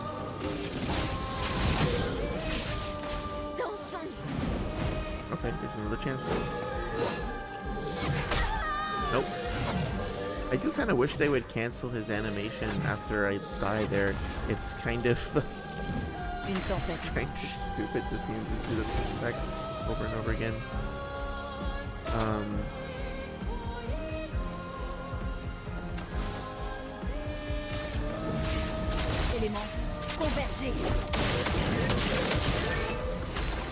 Okay. Why I can't? I still can't do that overcharge. Okay, I'm doing a really terrible job here. There's a chance to practice this, I guess.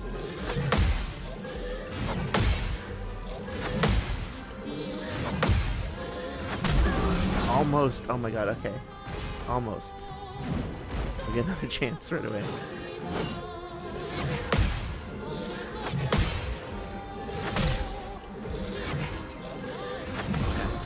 I'm starting to get a little irritated. I'll give this one more shot, and then depending on how it goes, I'll probably come back to it. That's pretty good though. That's nice. Okay, let's see if I can get it. Shit, okay. Okay, I will try it one more time, but then I want to explore a little bit more. I don't want to get like stuck in just hey everybody, welcome to the parry stream. Today I will be failing to parry. I think because I'm also used to the like Sekiro implementation of the parrying.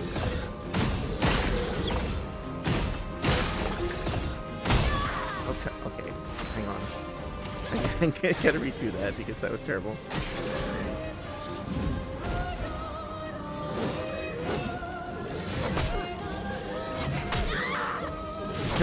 I'm sorry. Just want to try again.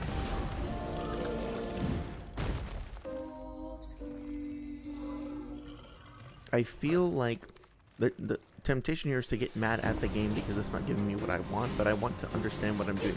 You know what I mean?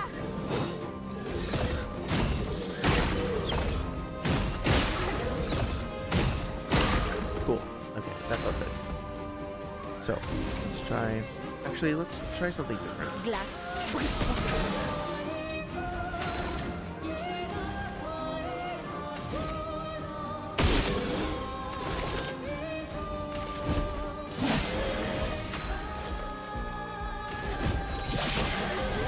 Okay, that seems to be working.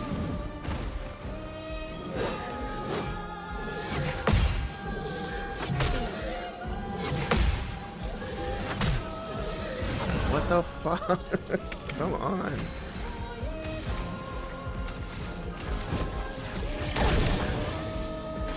Okay, I love the feet. Never mind.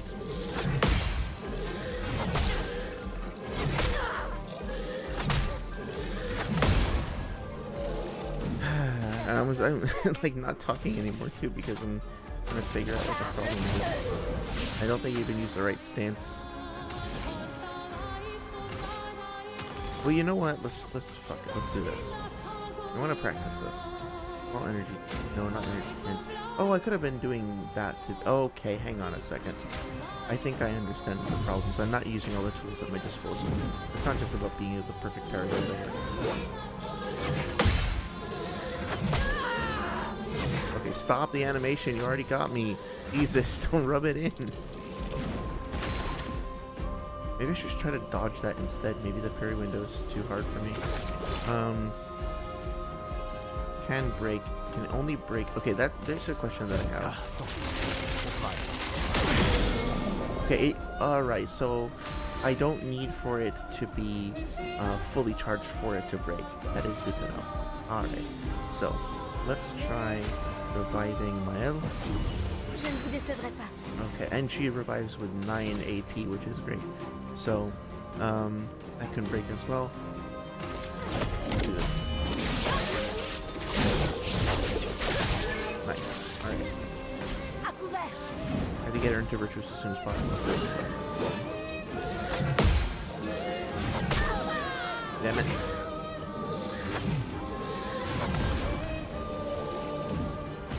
Wait a minute. I think I realized something. Fucking shocked. Yeah, I guess we'll just keep doing this.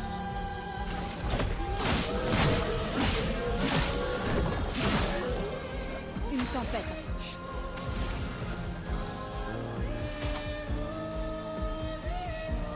Can break if 4 stains are consumed. So elemental trick is kind of cool overall, but really up my... Oh, so I did get 2 crits out of it actually. Hang on, let me try something. Nope, that didn't work. I thought maybe I could jump over it. I'm gonna try jumping with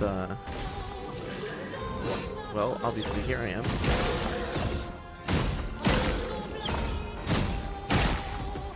Okay, cool. Yeah.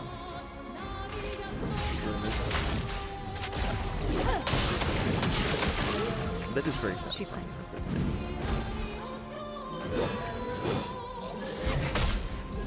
Well, that didn't fucking help at all.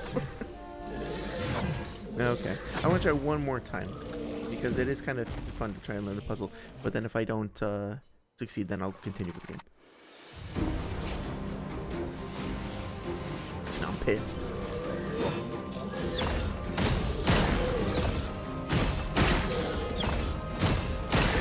See, that's really easy. I mean, I don't get it perfectly every single time, but it feels much easier for me because it's like,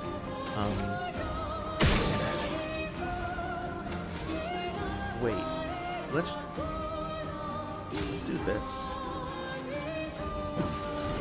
It feels much more, like, reasonable because the audio cue is always consistently timed. It feels like playing drums or something. Ah, c'était pas assez. That's okay. That's all I wanted to do was to break in. Okay, so now low fire damage. No, I want to get to a virtuous stance as soon as possible. And my only way of doing that right now is to burn the target. So let's do this because this will put me in defensive as well. And apply more burns. Yeah, and the burns really do a lot of damage. Oh. Okay, yeah, that's actually doing a lot of work. So I should have kept a fire-based damage here because I'm only using elemental trig and it's not really doing all that much. But yeah, let's do it Ice Lance because going without any more text makes sense. Good chunk. Lightning damage and applies mark. Powerful to all 3 allies. Lightning to all enemies. 1 hit can break. Medium physical damage. Help if the target burns, but I already have full health, so probably just keep going with the full health. Those stacks. Okay. Now I'm in defensive. 1 AP on successful carrier dodge, but I want to get to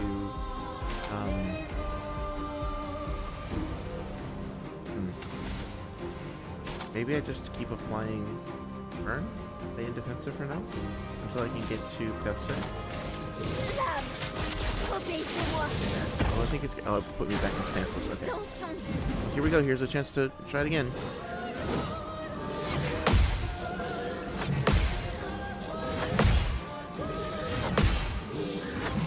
Oh, yes! Finally! Okay. I'm not even sure I fully understood how I pulled that off, but it felt good. I'm just gonna use another energy tint. Yeah, on Gustav. I want him to get ready to smash very soon. Overcharge. Nope, I'm gonna do...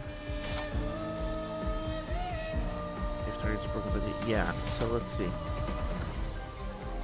Oh, that's... Powerful actually gives charge. I should have done that before. Let's do marking shot, and then next time we'll do overcharge. Okay, perfect.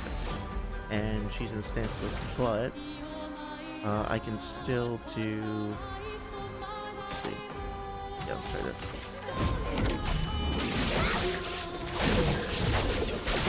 Nice, okay.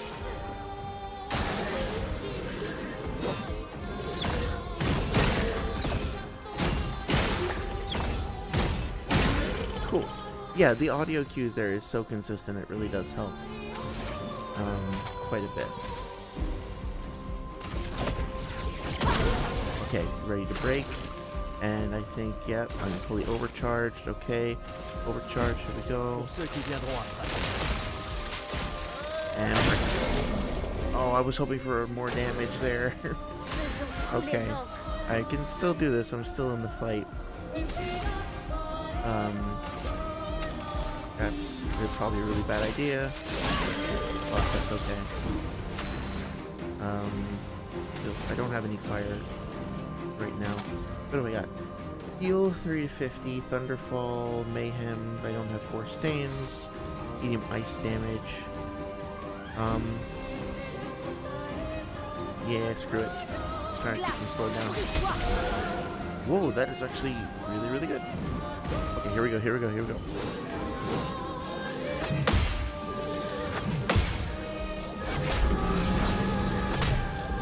Okay, I genuinely don't know what I did wrong there. I really thought that I had it. Okay, but let's do this. Rely on my elf for damage, and just keep the others as like healing vectors.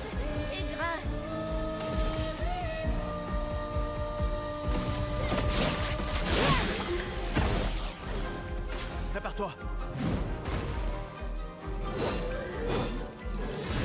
Okay, 1, 2, god damn it, okay. I guess I'm supposed to do it when the flare goes up on screen. I'm not sure. Mael is not actually gaining anything, so maybe I'll have her revive. Let's see. I have to break it again. If I break it one more time, I'll probably win.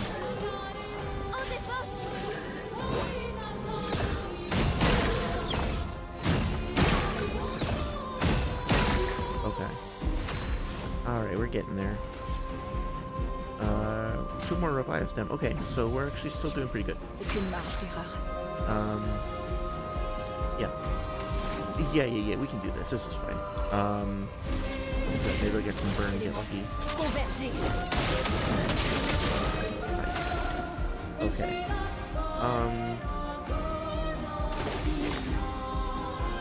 It won't be fully overcharged, but it'll still be pretty good. Nice. Yes. Okay. Awesome. Powerful revive. Apply powerful for 3 turns when revived. 2 polished chromas. 5 color of luminas. Got multiple levels up. That was definitely worth it. Oh, okay.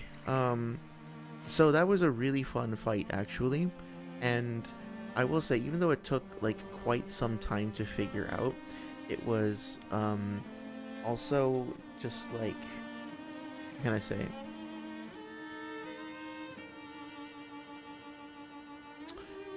I'm thinking back to some of the hardest fights that I had in like the Elden Ring DLC. No spoilers, in case people haven't played it.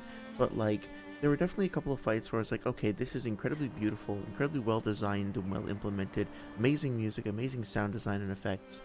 And it's a hard fight. It's complex, and I'm enjoying learning the mechanics. I guess it feels like a natural extension of the game's verbs and mission statement, or whatever you want to call it, I guess. But I'm just fucking mad. Like, I'm upset. And when I finally did manage to beat the fucking thing, at the end of it, I was like, I was not like satisfied. I didn't feel like I had accomplished anything. I'm guessing this obstruction is something I just can't clear until later. I didn't feel like I had really accomplished anything. I just felt like I had done my homework, and I was tired.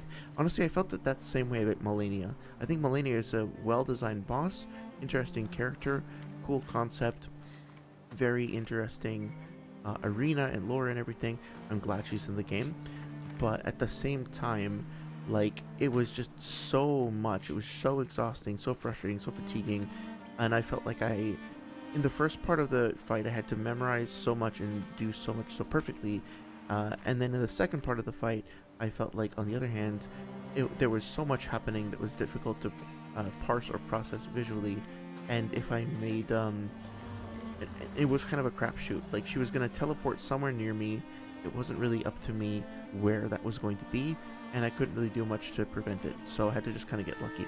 Now, obviously, I know that sounds stupid to anybody who has mastered Malenia, if you're one of those people out there who have like beaten it in one instance of like on PlayStation 5 with your left foot, on, you know, PS4 with your right foot, and then with PS5 and PS4 using, I don't know, one of those tongue-based controllers. I've seen people do crazier shit than that. I saw people, this guy get his goldfish to beat Malenia, so I'm sure my complaining doesn't seem all of that relevant. Really cool to see one of those creatures in the distance. By the way, everything surrounding here as I'm rambling like an old angry grandpa is beautiful and amazing. But like, I didn't walk away, like, honestly, genuinely, as much as I like the visuals and the theming and everything of that fight with Malenia, I walked away from it fucking exhausted and upset. And then I had a similar experience a couple times in the in the Elden Ring DLC, whereas just then I do find the parry timing kind of ambiguous. I don't think it was very well telegraphed, or at least it was ambiguous and shoddy enough that I didn't feel it was fair. I've played a good amount of rhythm games over the years. I've played games that have parrying systems like Sekiro and Metal Gear Rising: Revengeance. I don't feel like that parry system was just implemented was done in a way that was fair and consistent. It's entirely possible that I missed something, but I could not figure out for the life of me when I was supposed to hit the parry. Sometimes I immediately realized when I made a mistake.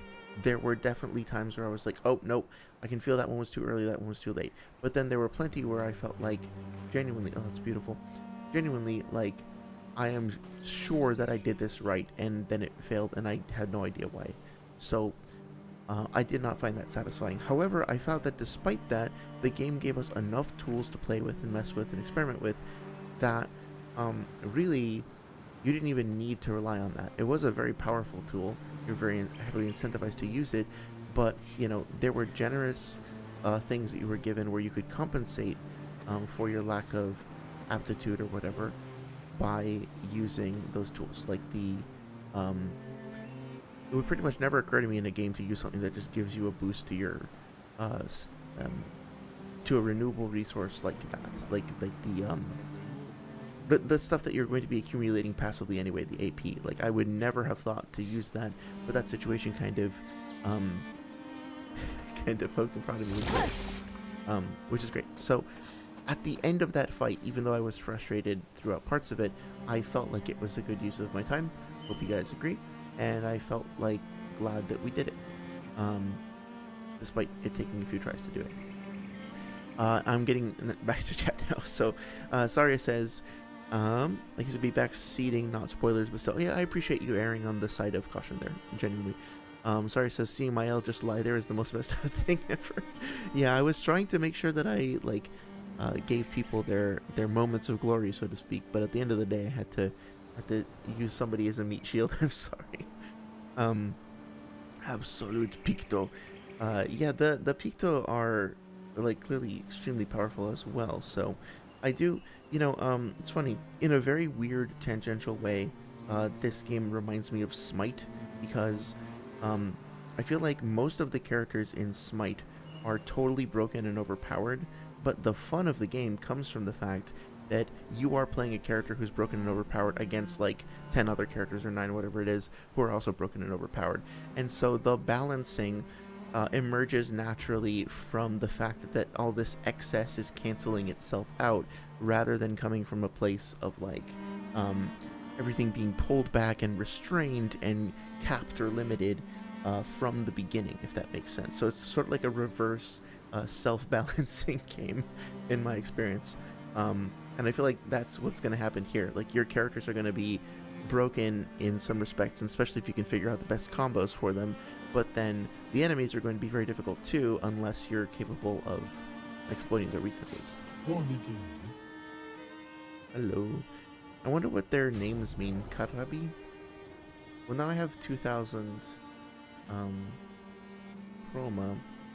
This looks really cool. I think I'm going to get this. I think Saria would probably be upset if I didn't get this. Okay. You say anything now? I already got it. Okay. I feel kind of awkward putting the outfit of, like, the dead former friend on the the other character. That's cool. I don't know what's casting that shadow, but that's cool. I really like the fact that it's probably just a cloud or something, right? But it could be one of those floating rocks. That's nice. Makes the whole place feel very alive. A very cool detail.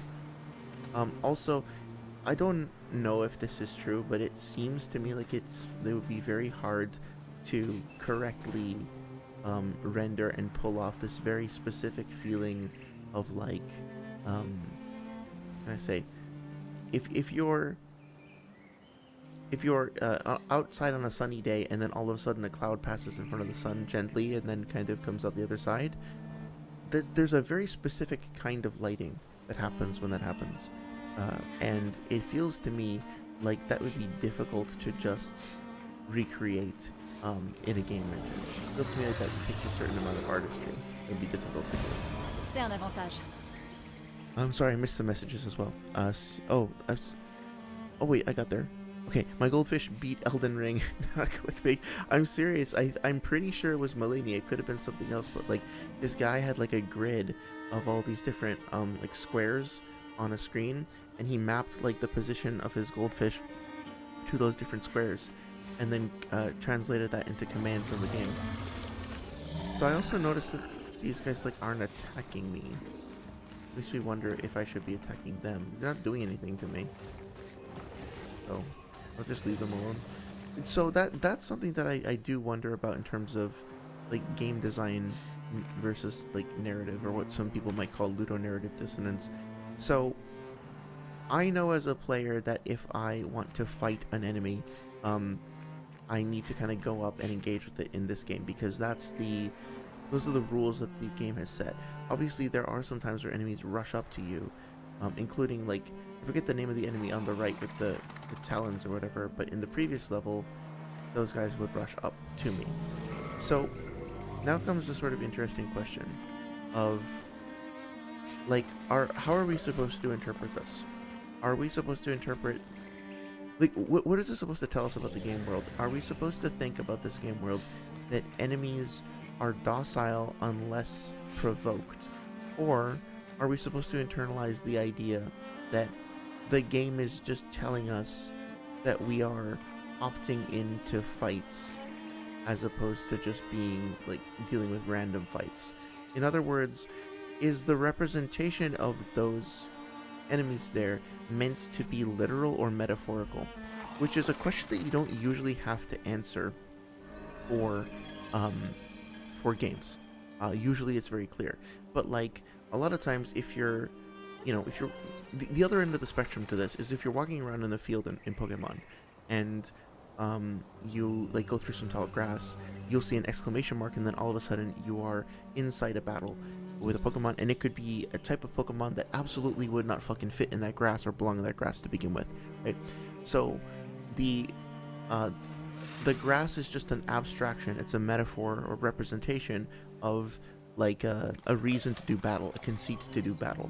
But it's not like the Snorlax was literally hiding in a like 6-inch tall, or like, I don't know how tall your character is, probably like 3 feet of grass. He's not hiding in 3 feet tall grass. However tall it is, he's not hiding in it in all likelihood. But it's just like a shorthand representation. So is the game trying to tell us that these characters over here are real characters, real creatures that are really alive in this space, and they're hanging out with each other and they're getting along by these crates? Or is the game trying to tell us that this is a metaphorical representation of where a battle could take place if we wanted it to?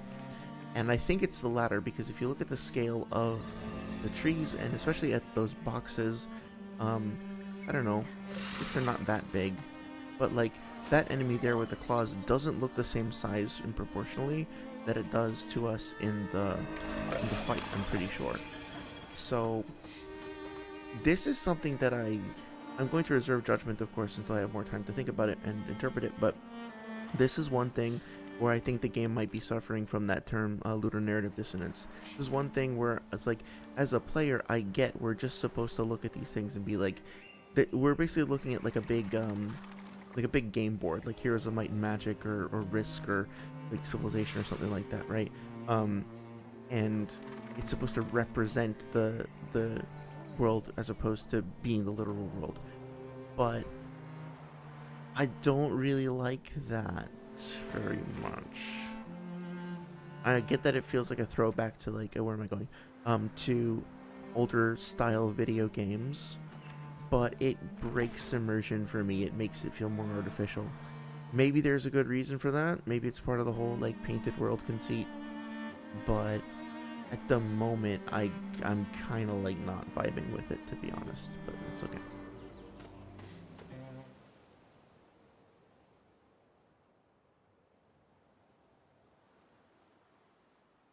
Ooh, pretty. Il y a un paquet d'arbres rouges dans le coin. Il doit y avoir un genre de chemin qui mène à leur village. J'entends quelque chose. C'est peut-être des névrons. Attention.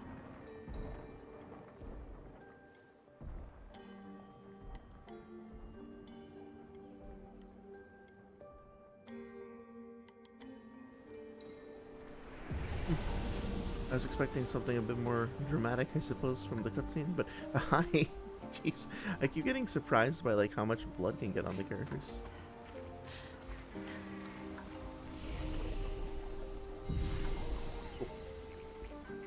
I think I'll keep going for a little bit longer. I'm having a lot of fun. Attributes. Yeah.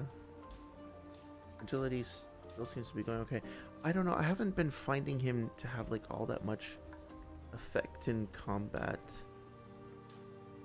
Maybe he just needs more attacks.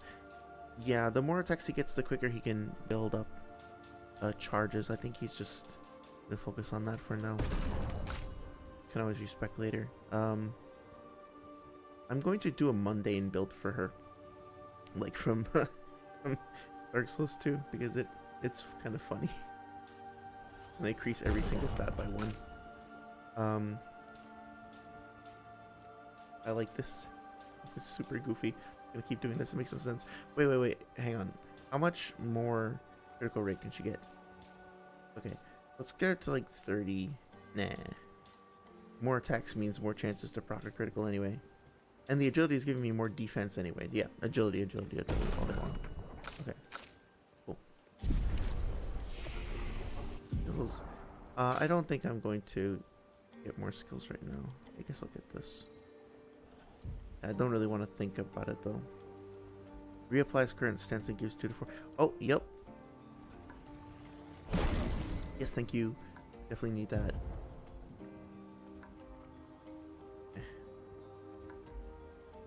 Never use this. Okay. Mezzo Forte is an interesting name for it. Okay, let's save those for later. I know I should mess with the Pictos too, but I'm not going to for now. Hi!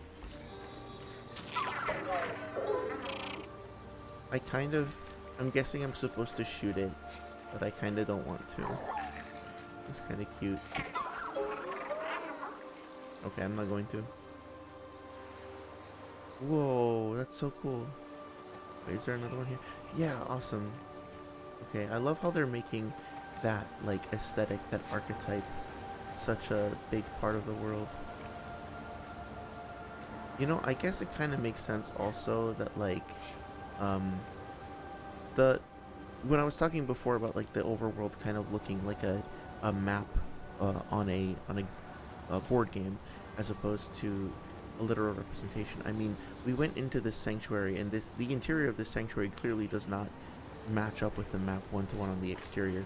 So I think maybe I'll like slightly retract my statement like a little bit about not vibing with it. It's not like a flaw or anything. It's not a problem per se. It's just, I think they're actually, you know, to look at it in a more positive light, I think they're deliberately trying to throw back to a more like PS1 style of game, like a more retro experience. And it's just back then people were more, the games were less consistently realistic and had like a different like standard for how things could be represented, different technical limitations and stuff like that. And so I think it's probably more like they're choosing to evoke it as a deliberate aesthetic choice, and it's a reference to like this tradition as opposed to being a mistake at all. And I don't love it, but I also kind of love that they're doing it, if that makes sense. Anyway, let's talk to this completely normal child. Ooh, interesting.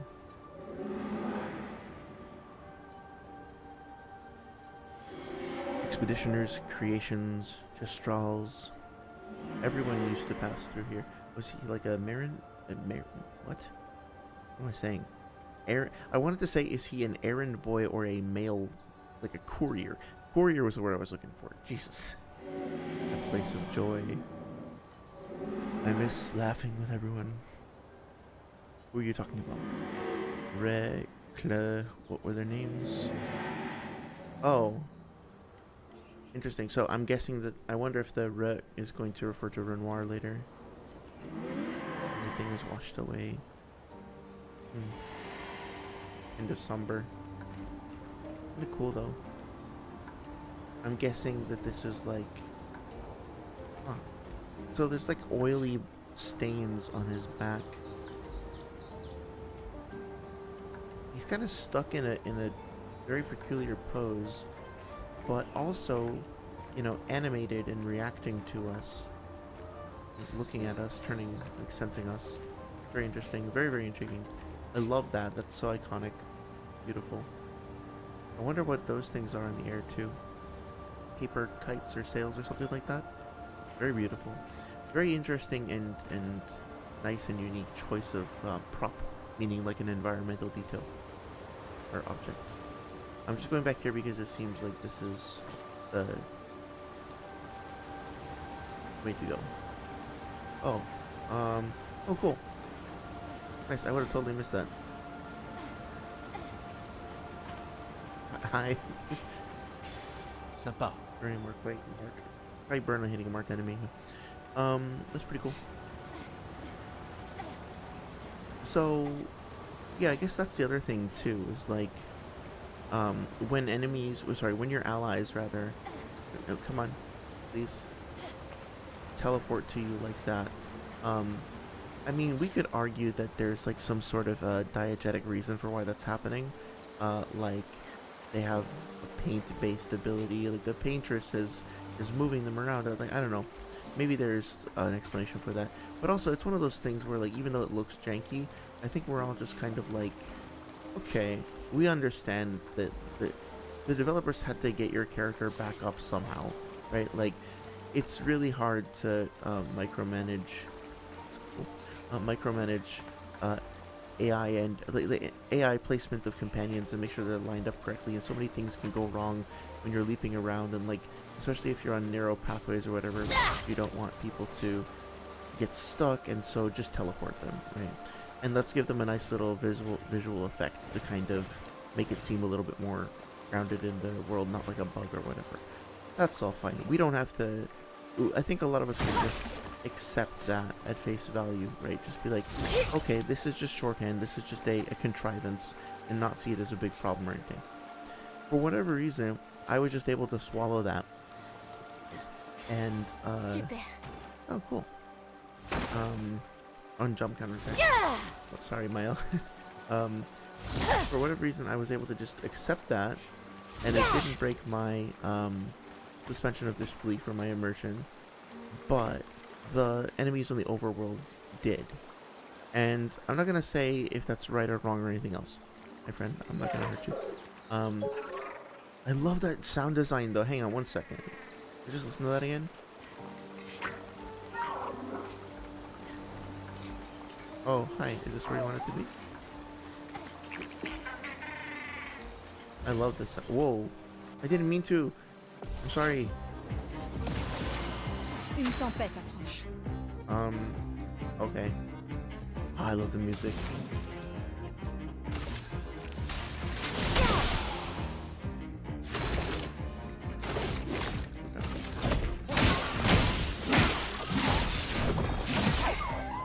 Je suis prête. I feel like I fucked something up. I didn't mean to attack him.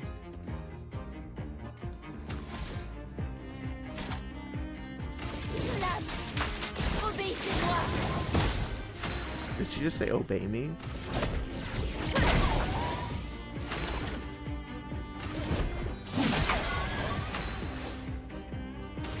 Okay, let's see what we can do. Low fire damage applies defenseless. But I can do this. Par le feu.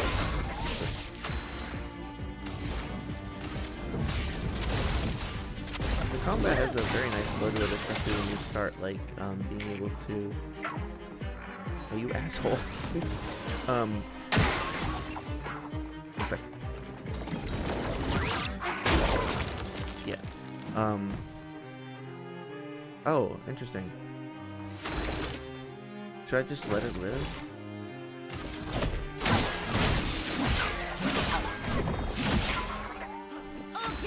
Oh, that music, yeah. Oh, wait, hang on a second. Why did I do that? Oh, it didn't really do anything.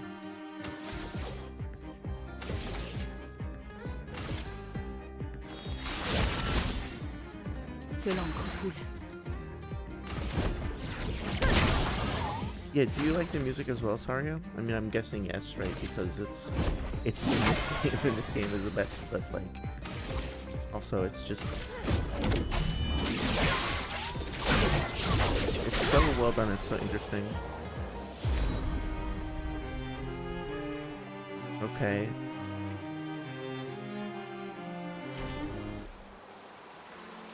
Oh, the polished chroma catalyst up to level 9.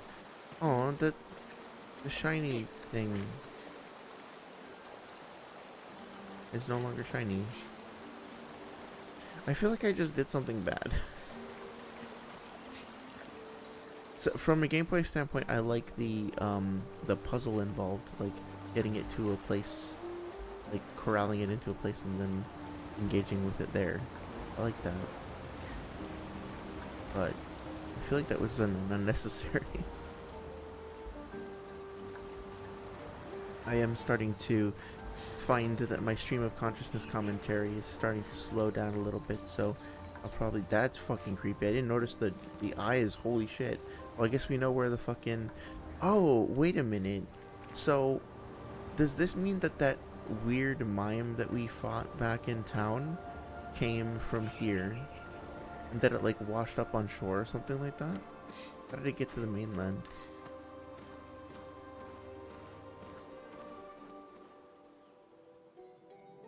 Ouah. What? Ça en fait des névrons morts. Qui a fait...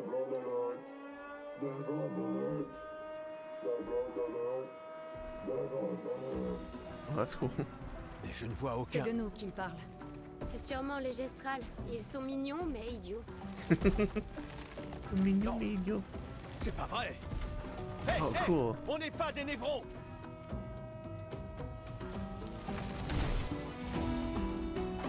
I like the big guy. Dude, wait. Que l'encre coule. This guy's design is so cool. Like, it's like a patchwork doll, like kind of like Oogie Boogie from Nightmare Before Christmas. All the individual segments on the shield, really cool. All the little glyphs and stuff, and those seem to be the same things that he's wearing around his neck. I see feet. Oh, he's using another one, like one of those models again as his weapon. Dude, that's so creative. I'm getting like Peter Pan Lost Boys vibes too from the gestrals overall. Oh, and the cello in the background. It's so wispy. It's so ethereal. Oh god, do you hear that? Like the squeaking high end stuff. That's such a cool gesture too. I love how the music is like, it's got a little bit of a tribal feel to it, for lack of a better term. It feels a little bit primal with like the kind of thick skin drums that you're hearing more of, with a slapping kind of timbre to it. Just listening a little. Is that dulcimer or something else that they're bringing in there?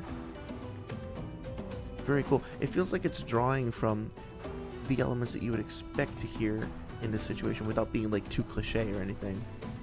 I love it. It's really good. I'm gonna go check to see if there's the chart. Yeah, nice. Got right through the shields. Okay. Do this. And now, apply his burn. Yeah, let's just do that. Not able to get some burn going.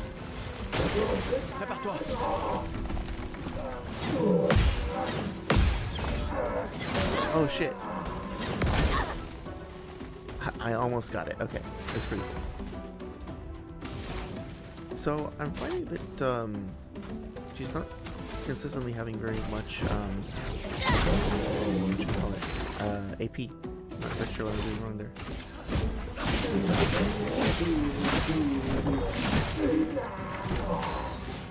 His voiceover is like actually kind of plaintive and sad.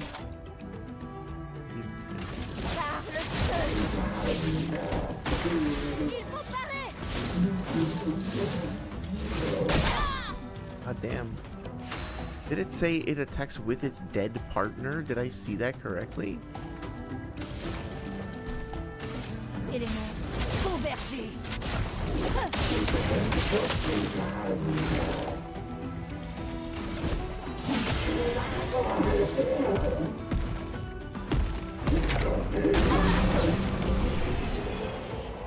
What the... Okay.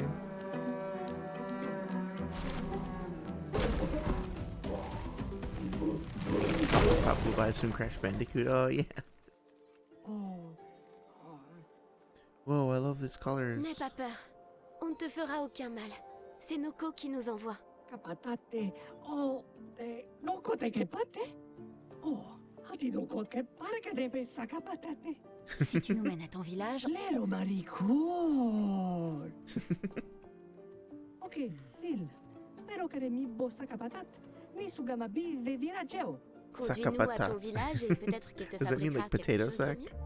Attends, qu'est-ce que... Cheri saka kipo. Crois-moi, je hais les menteurs. Ok, Lil. Gama vive. Leko gami sa capatat. Y comigo lo puto. Tu es plus à l'aise avec les gestrales qu'avec les humains. Ils sont moins compliqués. Very cool. Okay, I think this is a great stopping point for this evening. Very nice turning point. I love the tonal change in the background music too. It was a really interesting fight. I love that there's also like little details like I mean, I kind of guessed that well, I didn't assume that the thing that was being wielded was actually had been alive. I guess it makes sense that it would have been meaning that the other Gestral that he was wielding as a weapon, that looks fucking cool, was a previously alive one. I thought maybe it could just be a model, maybe it could just be a skeleton or something like that. Well, obviously a skeleton would be something that was previously alive, but like I didn't make an assumption. Of course it makes sense that it would be a previously alive Gestral, but then when it was literally like flashing on screen, like the Sakabatat or whatever attacks with its dead partner, I was like, oh shit, okay, so there's a lot going on here. For me, when those like emotional gut punches are preceded by, or however you would say it, like countered with, or combined with a little bit of innocence, a little bit of like positivity before the negative crash, so to speak. Not that it's negative, but hopefully that makes some sense, right? There's like a setup and a payoff, and like putting in those moments of innocence amidst the carnage, or vice versa, can be really effective. So that took me by surprise. It caught me off guard. It was great. So I'm going to leave our perpetually bloody and perpetually neat heroes somehow here for the evening. I continue to be fascinated by this game. I am starting to develop a bit of a more nuanced opinion than just the gushing that I was doing the first couple streams, but overall, still highly recommend this game to pretty much anybody who likes good things, and I am fascinated with and intrigued by the world, and I can't wait to see what happens next. Sorry, thank you so much as always for stopping by and having a conversation. I hope that your recovery goes well, and that you'll take whatever time you need to take care of yourself. As for everybody else, thank you so much for checking out the stream and the VOD. In rescheduling, Sunday is going to be an Naruto stream, same time, 6 p.m. EST. I'm going to be talking about skepticism again. I'm not going to get into the data books just yet because I want to follow up on a conversation that I had earlier this week, and just sort of my reaction to learning some things about Naruto's geography. Basically, again, talking about how anti-skepticism and anti-curiosity I find to be like a real problem, and I want to get that off my chest. So we're going to be talking about the Naruto geography, we're going to be talking about some of the novels, we're going to be talking about horses a lot. We're going to be talking about horses quite a bit, so if you like horses, please be sure to stop by, and I'm sure you'll get something out of it. In the meantime, have a great night. Thank you very much for your time. Have a great rest of your week as well.